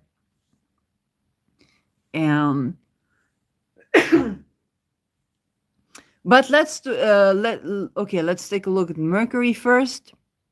Mercury will square the nodes, and Mercury again, it's trade with purchases, money transactions. 22 June, Mercury is squaring the nodes again on the 11th degree, and the moon is opposing. We have a grand square in the skies. Fated purchases. Okay, so we have it both when Venus and when Mercury are going through the nodes. When the planets of purchases are going. Remember when Mars was with Rahu? I was joking with Victor from Astro Victor. He said Mars is with Rahu, and it's actually the first time. Usually, I'm the very likely the only astrologer who's talking about the very practical. When is money going to fly out of your pocket? Okay, Victor is doing big, financial, what to invest, what to this, what to that, and he's genius in that. He's been doing that for years. But it was the first time I saw a couple of astrologers doing, oh, his money is going to fly out of the pocket. And what's happened is not that they were plagiarizing me, no, but actually that this was so prominent with the Venus and the Mars Rahu that you had to say this to people because it was so strong, okay? And even if you don't say it usually like I do, you would broadcast this to people because it's so strong, the influence. And so the square to the nodes is kind of like that energy. It's not Mars conjuncting Rahu. That was, yes, what I was joking with Victor. I said it's no problem for me. My liquid assets that that I could spend right now, I already spent, so I have no problem. And so this one with Mercury, again, fated purchases. And what I advise you to do is when you know that this is coming, it's not the time for why did you buy this? Why did I buy this? What did I have to do with this? What it is? What did that? What did it? Fated. Next. If it's business, if you're doing business, you're doing trade. Mercury is also trade. Oh, why did I invest it? I know I'm not supposed to invest it. I know I'm not supposed to buy this. I know I'm not. It's fate. Go on. Next. Okay? Cut the blame. Cut the shame. Go on to the next. For this one, something fated is coming. Will it be good for you? Not good for you? I don't know. But some transaction, and there can be also breaking of transaction, okay? A credit card went bad, or banking, okay? Something happened with the banking, hacking, I don't know. And so I want you to understand something's coming, and you know that this is the day when it happens. So it's not about, oh, let's be aware, it's fated. That's that. Mercury will square Neptune again on June 17, which will also when basically Venus squares Neptune. So we already seen that. So we have both Mercury and Venus square Neptune. What do we get from that? 2 planets of money flying out of the pocket. In a money flying out of the pocket, yoga. Zusammen, okay? This is zusammen, this is together with this yoga. And that means that you want to be not so judgmental. So we have quite some days here. Okay, we have June 11th, June 17th, very strong energy of money flying out of the pocket, and then we have June 22 and June 26. Okay, now let's see if we go more over. Mercury conjuncts Jupiter on June 4. Mercury is trade, Jupiter is expansion. So you're likely to be very optimistic and therefore invest in something or buy something that maybe later you would need the money. But it opens a new cycle for you. So that's another one that I would add to the money fly out of the pocket. It can also be money flying into the pocket. Okay? It can also be the fated income. Yes, but I want you to think of it, money flying out of a certain pocket. Whether it's your pocket, another person's pocket, budget for this to be your pocket, and you will be okay. Even budget mentally, psychically. If you budget, for example, this month there were 2 weeks where I had no cash flow. Yes, but I knew psychically that was going to happen. I knew psychically. And I dealt with that. I dealt with and I reached my resources in other ways. If you know that it's coming, if you know this is going to happen, you know that this is the situation, and that's it. If you don't know that it's coming, you try to blame yourself and you don't understand what went on or what was the underneath. Okay, for me, it was a blessed thing. I did the first huge batch of Venus body butter. Big astrological event around my Venus return, my solar return. Of course, I made a decision that I was whole with that decision. It had tremendous implications. But I knew that this was coming. This was a choice I was whole with. I made this choice knowing that this is coming. By the time Mars Rahu came, I said, it's no problem. It's no money. Next month, no problems. Okay? So I want you to also think in this way, because the reasoning for this is I don't want you to live with lack mindset. Don't want you to live with lack mindset. I want you to understand we are here to experience the world, we are here to experience things, and we are also at the juncture where the coins are, the money is changing, and there are such forces operating in those fields where sometimes to surrender things and invite new options in is more appropriate than to try to control. Maybe you are in such a bracket of income where you can control things, but if you're not in such bracket, then yes, I want you to also begin to adopt another aspect to see wealth in a more complex way.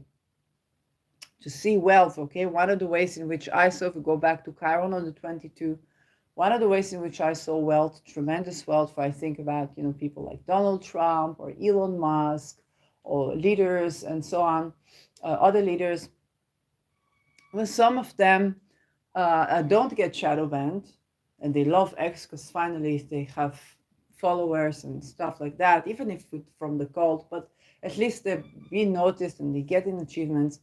Some of them for decades are in risk of assassination.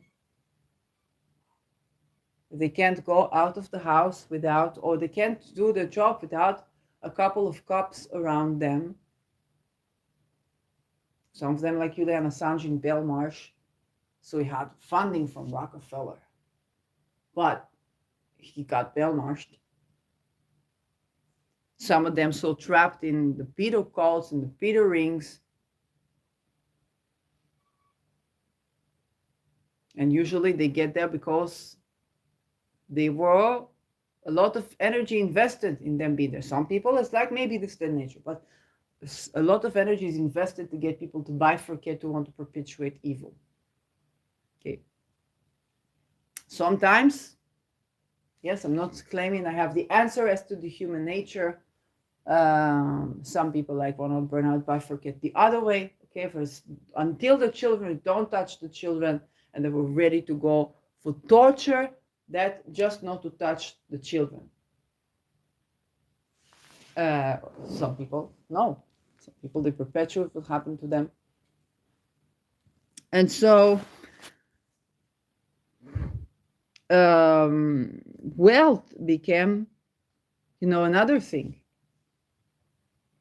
Some people not shadow banned on X. They're harassed, getting life threats. I got maybe one attempt assassination. But I was until I got that was what it is, and I already did back to sender. But it's quite creepy. It was like a person trying to hit on me, and then they were doing this kind of like, yes, I'm not gonna say the name, but intelligence kind of thing, and I was like, this, you freeze when this happens. But I have a tendency to go Wu Wei. It's a natural tendency to go Wu Wei, and I ask them questions genuinely and so on, and then fleed out of there. Was very, very frightening. Was one case. People go through these things. They cannot go. They cannot walk. They don't have the freedoms that we don't think about. Okay, we think about freedom of movement. They don't understand us because they don't have this for decades.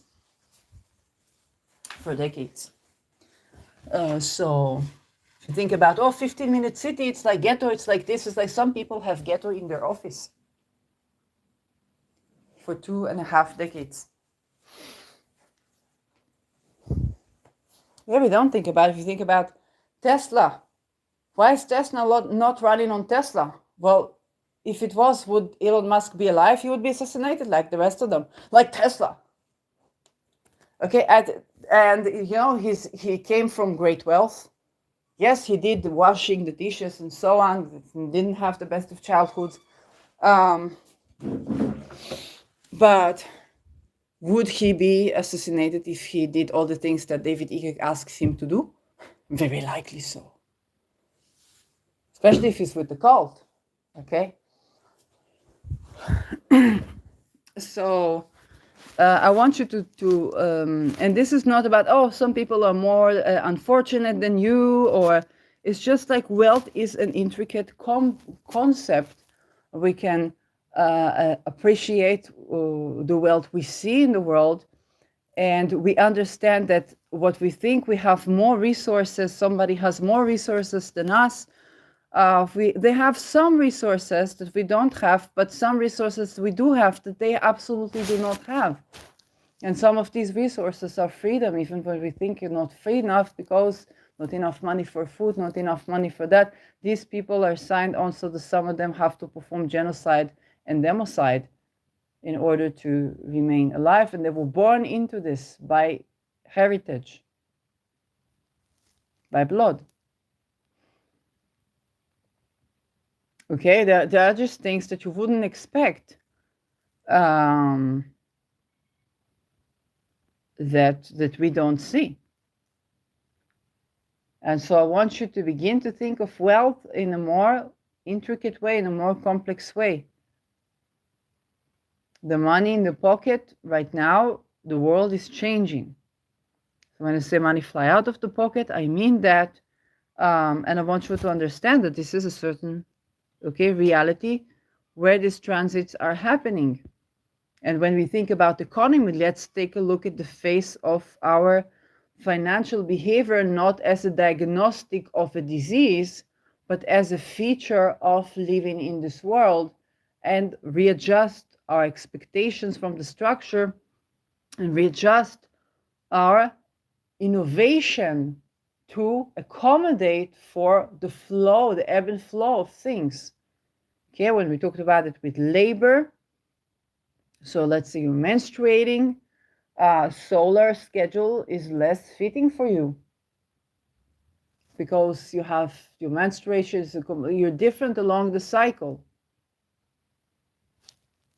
It's a different way to think about work. Yes, it's not because menstruation is a disease. No, it's life creating, but you need to accommodate for life in a working schedule. We also need to think about this in terms of economy.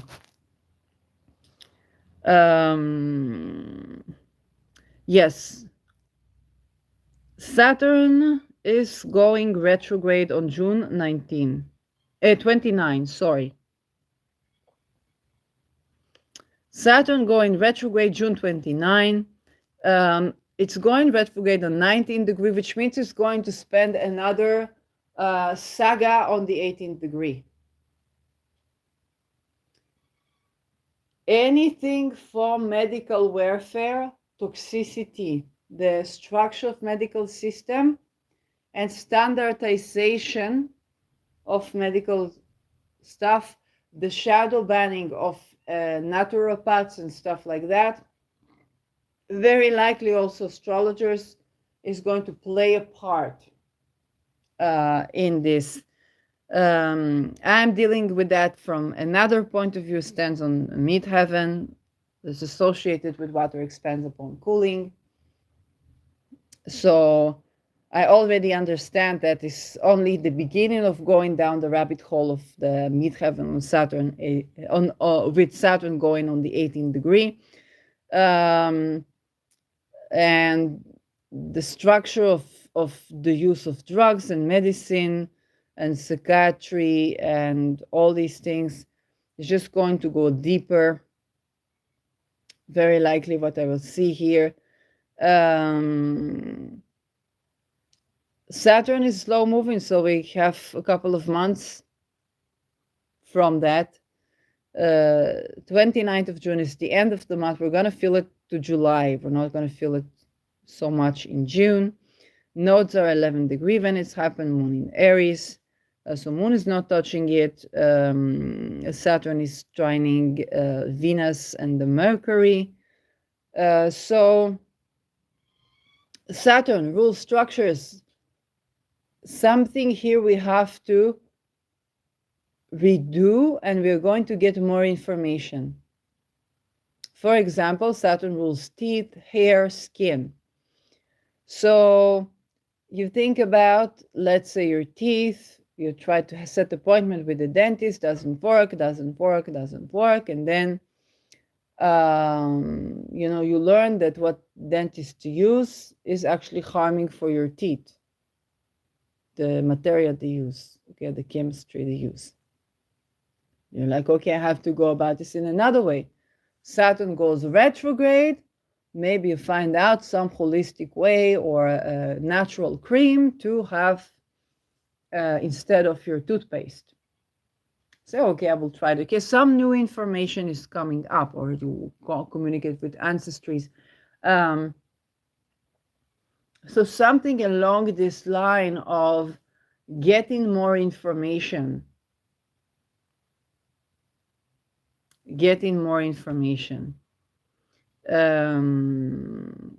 More to unravel, going deeper down the rabbit. Saturn rules Pluto and Aquarius right now. Deeper down the rabbit hole. And how does that affect you in your Pisces house? Your Aquarius house, and where's Jupiter in your Gemini house? So we'll feel it more next month, but it begins at 29 June. Lilith ingresses into Libra. We talk about the ingresses. Lilith is right now dancing along Al-Qaeda, which is dredging up a whole lot of a lot. It deserves an entire episode. But then she's going to go to Libra. And if with Virgo, it's about service, being of service, it's about the planet of equal relationships, okay, has to do also with herbs and the chemistry. I was talking a lot about fusion energy. It's like this is a freaking Chernobyl, and referring to Marie Curie and the fact that we haven't progressed because the medical ethics isn't progressed. So we probably there are solutions, but we're not going to find them if we keep covering up information. And so engineering but Libra is about full-blown justice system or appearances, okay? So the textile factories, the genuine textile factories, okay, the industry, how we make clothes, the art is not free. Have you seen art is not free everywhere? Okay, we're probably going to hear about it more when Lilith enters Libra, the sign of justice. Now, Libra is not the justice that you think about, well, procedural justice, this justice, and then there is Lilith justice, okay? Me Too, for example, was Lilith justice. If the system is corrupt, if I can't represent myself, the nature of the offense is such as making it difficult for me to express myself, I have to find another way to express myself to get validation to heal. Okay, sex chakra, root chakra, throat chakra. Then it's Lilith justice. Exposure as protection is going back to the body, it's healing and remediation. And we're going to have another Lilith justice. So not saying Me Too, okay, we need more significations for that. That was eclipse in the entertainment industry, many more things. But definitely Lilith does justice in a way that is applicable to the problem that she deals with. You cannot do, the models of justice are not always compatible with the ontological unit called the crime. I'm getting Larry Loudon, and I haven't even read the justice book that he wrote. Maybe I will turn to read it. Okay. And so with Lilith, there is the equity. Lilith is not subservient to. She was wife of Adam and would not tolerate him treating her subservient. She went out, and then maybe Adam, some versions, Adam tried to change, but she wouldn't take him back. And this is referring to the patterns where there is a perpetual pattern of abuse, and it's not about giving the person another chance, okay? But it's actually that you say, okay, enough chances, I have to be safe. I cannot keep giving you chances and you keep abusive. And so there are two ways to see Lilith. One is the woman that ran away and would not take him, Adam, back, and was just around her and her narcissistic needs and so on, and kidnapped children and so. And another is as the woman who will not be subservient, would not be not above and not beneath you.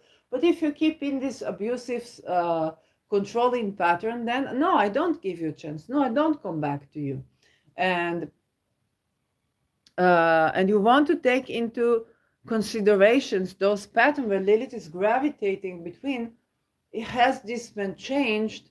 But anyway, if they're going to try and do it again, then again I reject them.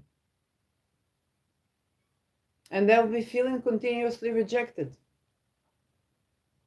In Libra, it's about relations. But where relations meet justice system. Trying to balance things. Okay. Libra is also, with the balance things, is also where relations meet trade. And so it can be about prenuptials, equity in prenuptials. Lilith does it her way. And we will see what she brings up for us. I can expect another chapter for when, sex work is work, or no, we don't even need the term work for when we talk about this. We don't need to bring value to society to exist, and so on. And this is also a value system, and just trying to balance things in a different way. And there's a gut instinct with Lilith. She doesn't succumb to the librarian appeasement. And that's something I actually wanted to talk about in this Libra, because we had eclipse with Ketu in Libra. And that eclipse was from the place, and take it from Lada Duncheva, there's a paid video where she said that, going from what she called harloting herself, that is Libra, was the planet fixed stars and Dia, from harloting ourselves to the other polarity of Aries, which is being authentic to ourselves. Now that Libra eclipse was very affecting us, and is still very affecting us, um, and for a long while. And so there is a process. On a mundane level, we see what seems to be like leaders harloting themselves or nations harloting themselves. And there's a move towards authenticity. So Libra has a very appeasing manner. It doesn't mean that it's genuinely appeasing. It can simply say one thing and do another. It's another form of Libra. Okay, it can be the smooth talker. It thinks about the interests of everyone, tries to balance them, but it doesn't necessarily mean it's successful at doing that. It's just concentrated with balancing things all the time. It can be very successful, but sometimes not. And that's a part of Libra. Libra is the business person that has lost more money than they earn, and they're still very wealthy. Another Libra. But Libra does have the quality of appeasing, appealing to the crowd, doing what the image requires, okay? And they're very skilled at it. One person with a stellium in Libra is Beyonce Knowles, or Beyonce Carter.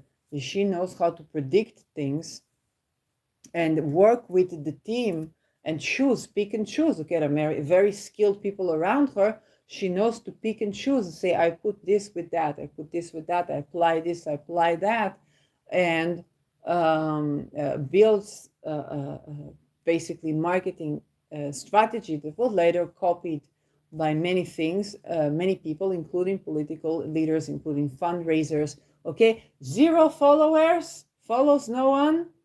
Everybody follows me, and then you don't like anybody, you don't comment to anybody, you don't, okay, and you're sitting on a podium, but that is, it was fitting Beyonce, and then you have to ask whether it's fit the model of like fundraising. They're like, oh, we need to get attention on social media, whereas if you or I try to do the Beyonce model, we'll just be disengaged with, because we're not engaging with the platform.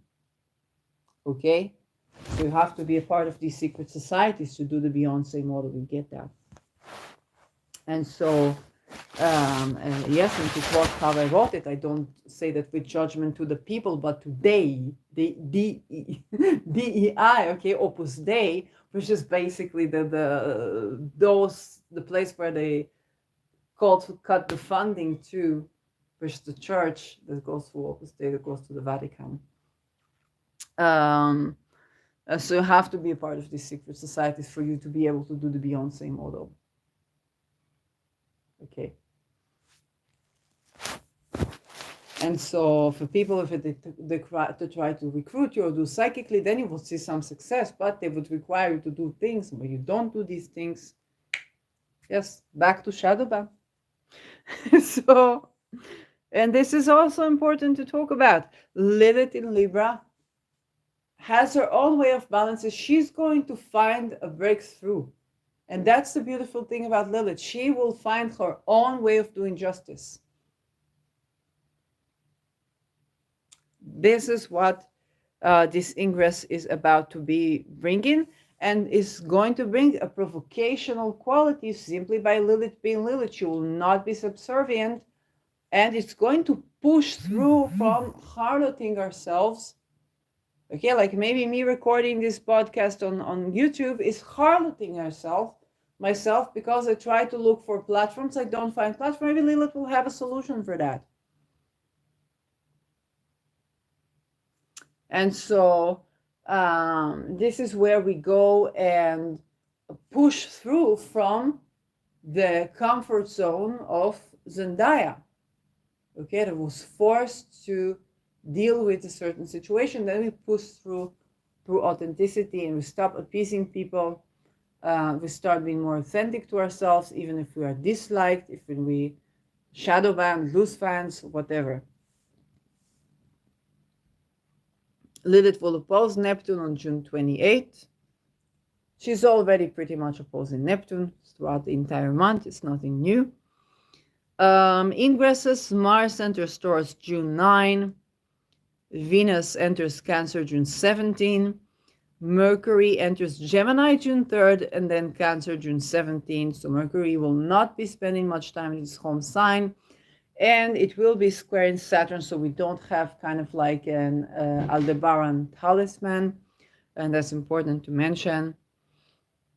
We don't get a Mercury Gemini talisman for this Mercury Gemini.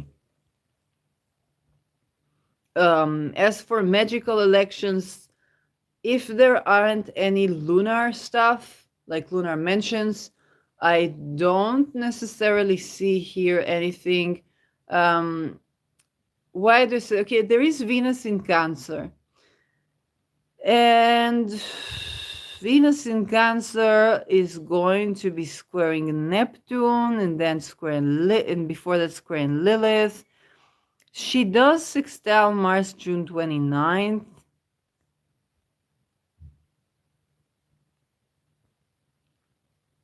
And then Saturn's going retrograde.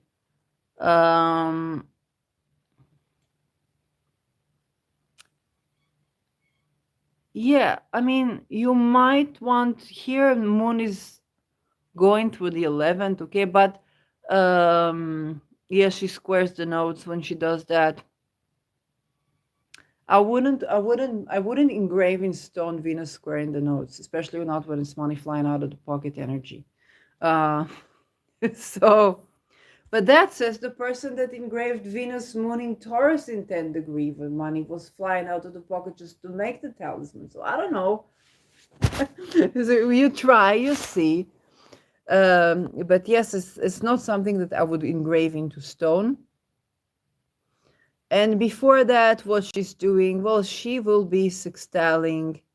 No, she just ingresses June 17th, and then she squares Neptune, squares the nodes, and when she sextiles Mars, she still squares the nodes. Maybe we will have something on July for Venus.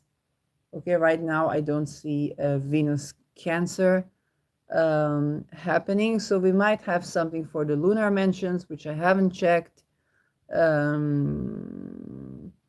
Let's see how this Moon Taurus looks like. I really like the 5th lunar mention for the Moon when we can get it.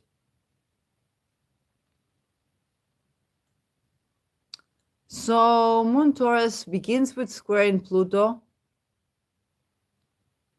and then, which would be the 3rd lunar mention. Some people don't mind that. I have a timestamp of Neptune Pluto, very strong. So I do mind that. And then we have the middle phase, which would be the 4th lunar mention. Or you want to go for Moon in Taurus. It does sextile Saturn from this point. Again, I'm not saying, but people go usually for the first decan for Moon Taurus. You can try to go for a clean Moon Taurus, but Venus is in Gemini, so you don't get kind of like the Venus in Cancer that we would want for this. Okay, Venus is no longer in Taurus, so the next step is Venus in Cancer. Venus Gemini is very flirtatious. I'm not saying don't, and it's a lunar thing.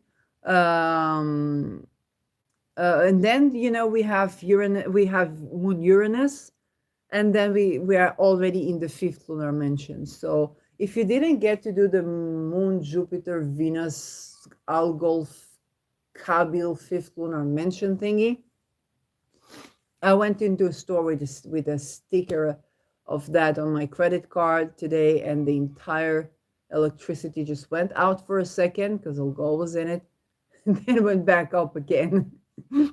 So they're safe now. I don't know. But other than that, I was like, it works. And that was a store where my credit card was not passing. But it had the credit. It's just something. Algol was doing thing, and then the sticker got stuck into the credit card. And so I mentioned it. Another person said, I made talisman, but look, it's stuck to a credit card. So I got to talk about this. So it's something very interesting. I will follow and see what it does. Fifth lunar mention, I call this the all problem solved. It's good for eurekas for the mind, but it's very lucky. You might get, okay, yes, Venus is with the sun is Kazimi at the time. You might get a fifth lunar mention. Yes, this one is actually early in the morning for the anaretic degree. I think I have, yeah, you might want to try it as an election. For Moon Taurus, because the Venus is in Gemini, it's not detriment in Gemini. But it's just not going to be the Venus of kind of like the three graces, the pleasures, the this, the that. It's kind of like the flirtatious chatterbox Venus, and plan accordingly. Okay, you can try for it. Would I engrave that in stone? Maybe if you have your reasoning. I think if you go for it, then from the fifth lunar mention, I would do a Moon Taurus with fifth lunar mention, so you get the lucky influence of this. And Venus can be maybe lucky in trade. It's a Venus Kazimi. I don't know if it's combust or not, so you can try ahead for the fifth lunar mention. That's something that I always like to have when I see it. Let's try to see if we have, yes, another lunar mention that I like is the 24 Al-Sad Al-Saud. And 24, I think, is at the end of Capricorn. Yes? Or in the middle of Capricorn. I don't remember now from the top of my head. So yeah, fifth lunar mention, possible. Moon in Taurus, questionable, but not impossible. Just take into account that it's not going to give you the Venus Taurus or the Venus Cancer. It's just going to give you chatterbox Venus. That's Kazimi. Venus Kazimi in Gemini. It's a Venus point. So Venus is basically touching another star point. So we want to think about what happened. Oh, this is something to talk about. Venus is touching. This is getting astrology podcast level of length, and my battery is still on. So yeah. Okay, I don't have currently anything to offer you if you do timestamps for me. So yes, but Venus, Venus has its own star points where it conjuncts the sun. Wherever it's conjuncting the sun's Kazimi, it's a star point. It's a Venus star point. So now she's having another star point in Gemini, and this is creating kind of like the shape of Venus, the pentagram and stuff like that. Not the satanic pentagram as the symbol of Venus, where you see the two legs down, well, not the inverted. Because this what they call satanic or Luciferian. Okay, it's the inversion on the upright version, and yes, it's basically not a creative energy, and this is what I want you to understand about this. Okay, the Earth is creative. Suffice to say, okay, whatever you want to achieve with the Earth energy, that you want to have fulfillment and meaning and joy, genuine, authentic, real, you do with the upright version of things. Whatever you want to achieve. Yes, if you do inverted, unless you do inverted for the inversion, which is like a reclaiming of something, then you can have joy. But it's still okay, still operating is the best is when you do an upright thing and not inverted. It's my experience. You can have different experience. I'm not here to tell you beyond that. Now for the Venus star point. Venus star point in Gemini, the Venus conjunction Sun in Gemini, is given an 8-year cycle. So what happened 8 years ago? That is going to be June 3rd, 2024. And I think June 3rd or June 4th, okay, starting June 3rd and into June 4th. What happened around this time? 8 years ago. So 2024, we go back, it's going to be, yes, 4 years is 2020, then another 4 years, 2016. And so I want you to think about what happened 2016, around June. And what happened for me? It's not lovely. Okay. And now we are having a revisit of that. We are revisiting the scene, the themes. That's where Venus been. And this is where you ask yourself, what is the next chapter around that theme? So Venus Gemini, it is where the planet of value meet the planet of play. The planet of connecting things meet the planet of dissecting things to see how they connect. Mercury and Venus. The planet of voicing our voice meets the planet of trickery and cunning and even lying, but also truth and trustworthiness.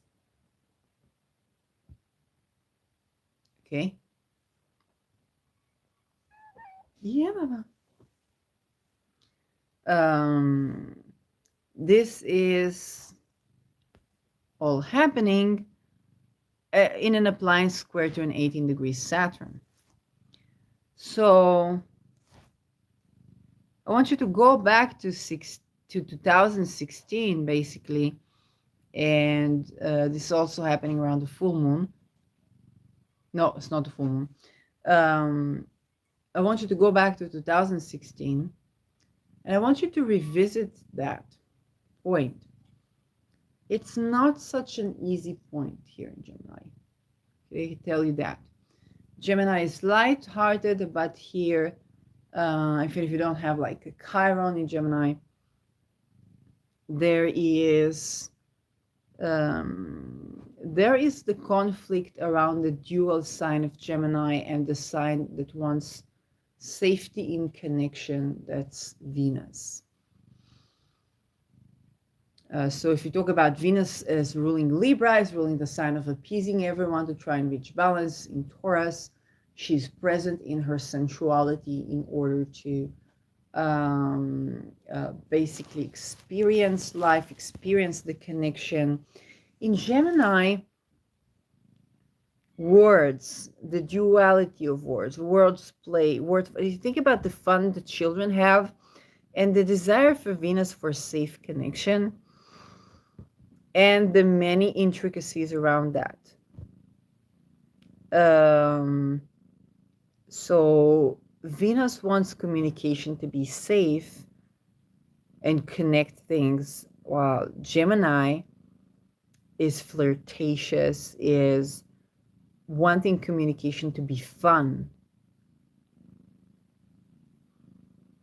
So what Gemini will do for fun might not feel safe for Venus.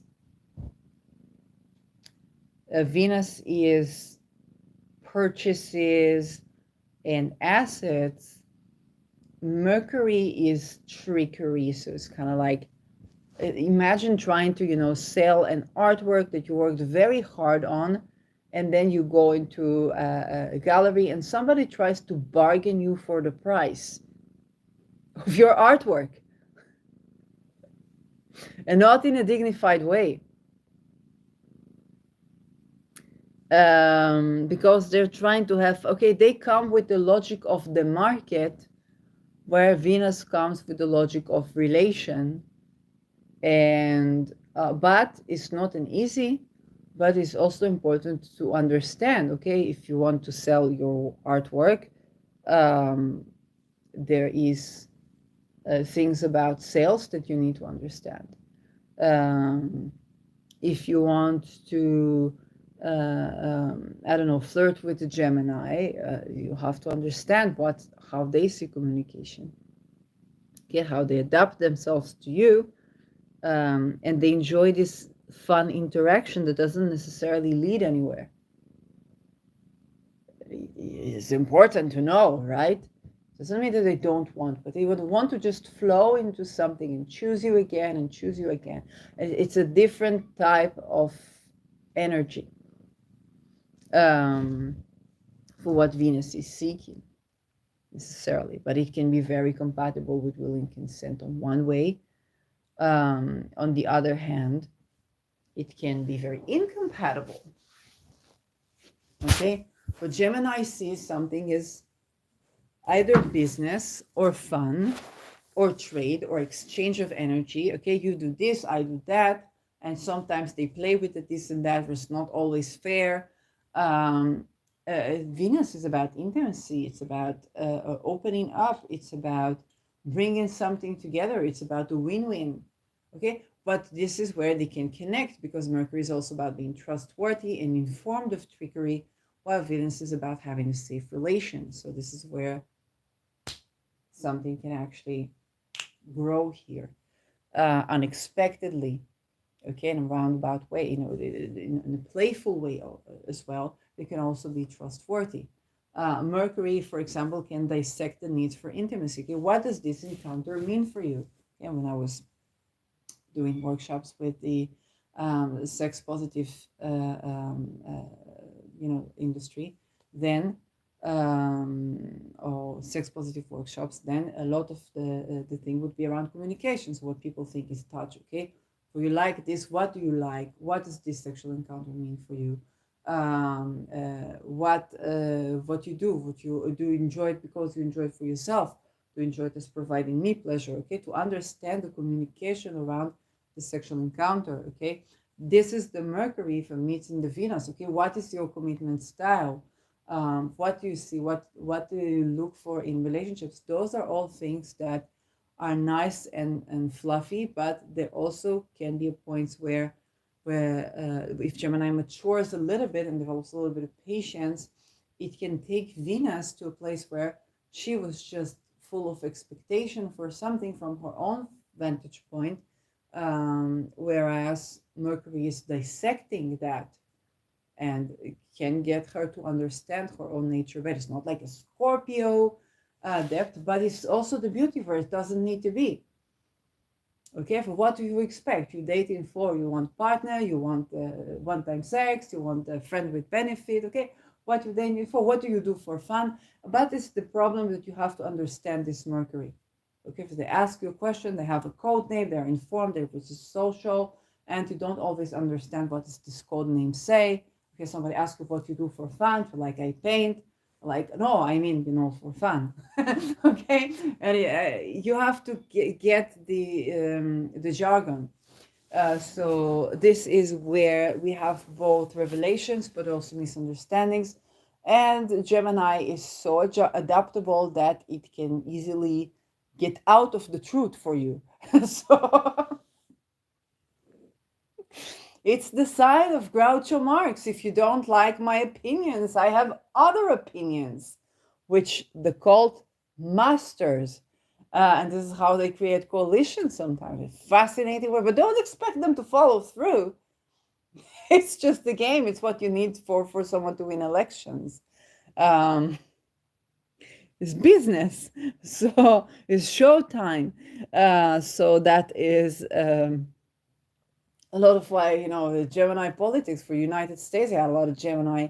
We had JFK, but we also had Donald Trump with his Gemini persona, and he's a master of trickery. But also trickery where is telling the truth. You say it's so many lobbying. I'm businessman. You know what you get. I am the businessman, and this is politics, and that's it. But this businessman is also owned by the cult, like David Icke said, because he has to put the money through the trust. The trust, you already get into the secret societies and you have to do their things, and they extort you and you extort them, and everybody extorts everybody, and that's how you get trust. That's a very Mercurial. Then Venus comes in and she just wants to talk with everybody, connect, and on a superficial level, and she can be very seductive. Okay, just because she's so lighthearted. You want to think about the Marilyn Monroe type. So that's another thing that we're having at this point. Um, and there's something so light and airy. There can be a lot of misunderstandings, erotic misunderstandings, trade misunderstandings, relational misunderstandings, and expectations. Okay, because Venus is genuinely lighthearted and she flirts with everyone around. She's open to meet everyone around, but she doesn't necessarily mean what you think she means, and sometimes she's just being genuinely like, and you make of it something different in your head, and that can happen to all parties there. So this is the Jupiter Gemini, or the Jupiter Cazimi, and you want to think 8 years back. So hopefully it's going to be kind of like light-hearted solution. I think that is it for the painful parts, the chironic parts. Yeah, we have Sun square Neptune, June 20, which is another, it's better to paint than to try and gain clarity. We talked about this. Sun square Saturn, June 9, the ouchie. Jupiter is not yet square in Saturn, so we have time for that. We're too young for that. Mercury square Saturn, June 12th. And this is the up point. The up point of Mercury square Saturn is like you want to make this purchase, but you currently aren't able to. Okay, electricity goes off. You can't have the money. And then Saturn is pretty much maturing you to like, you sure you want to do that? You sure you want to say that? Editing is very good here. So this is a tough aspect, but it's short lived, and you can do some good editing with it. Then we have Mercury squares Lilith, painful words or words that are provoking for the nature of Lilith. Okay, she won't be controlled, and then some words can fly into the air regarding that. June 17, Mercury Neptune. We talked about this. Mercury squares Chiron, June 28.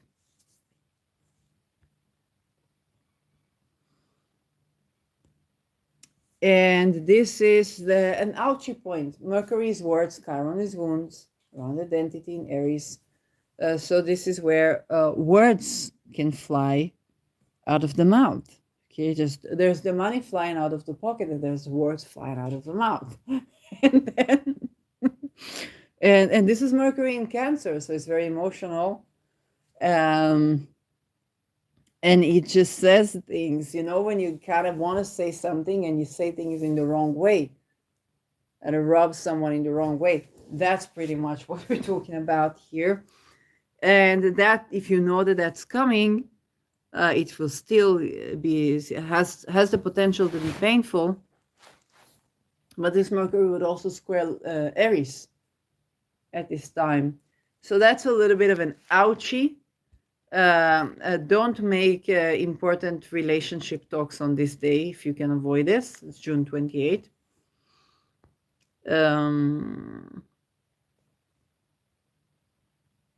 Yes, we have Venus sextile Chiron June 11th. That is a better time for you to discuss things, to bring painful things to the surface and reach conclusions. We have to check with Mercury first. So let's see where Mercury communication is. Oh, June. Oh, Venus on the 22 again. On to the 22. So Venus sextile Chiron. This is remedial for, tending to cold cases. We might have some cold case solved on that day. And Mercury is strong in Gemini. If it's not invisible, we might solve a cold case on that day. Murder case, maybe of woman. Or hopefully no one murders on this day, but we may solve a case called case of a woman, maybe to do with the media, because Gemini, or movie industry, that was assassinated. So if we look into that, we can solve such cold case, or the role of a journalist, woman journalist, in remediation of or prevention of assassination. Gemini, okay, strong Gemini vibes. And the chiron of assassination can be not assassination of the woman, but can also be woman, because Mars is in Taurus.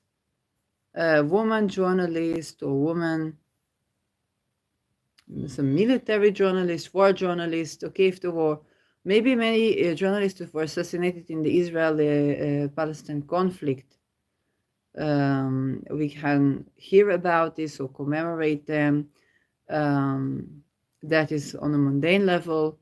We're talking about assassination here of journalists, military people, or maybe the ladies that were the watchers. Yes, we might have information revealed that they were assassinated, because this is murder, this is intentional, and maybe more about this. If you deal with cold cases, then in general, I would recommend you to look at cold cases from 2006, 2007, 2004, 5, and 2017, 16. This is especially 2017, All Things Arise. And I see there was also 1994, 1995 as well. Okay, all these things are going in cycles, and you might have solution for such cold cases. So you look at this, you will see it will come, it will pop up, and you can have a new progress on this. So this is another one for all of the 22, or water expands upon cooling.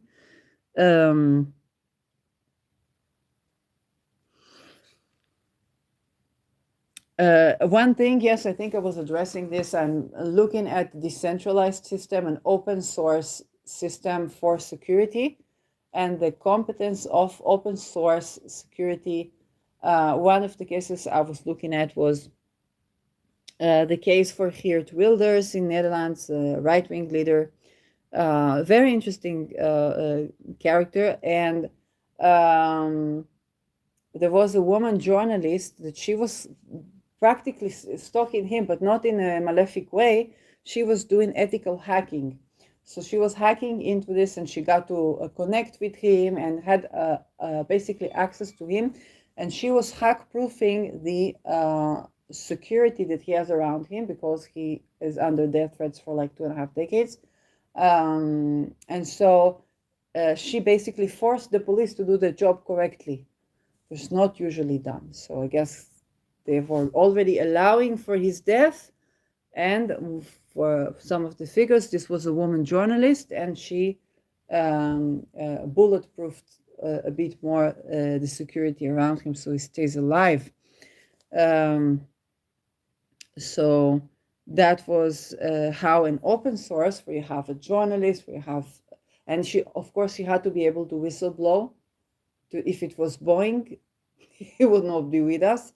And this woman basically contributed to saving, to keeping him alive.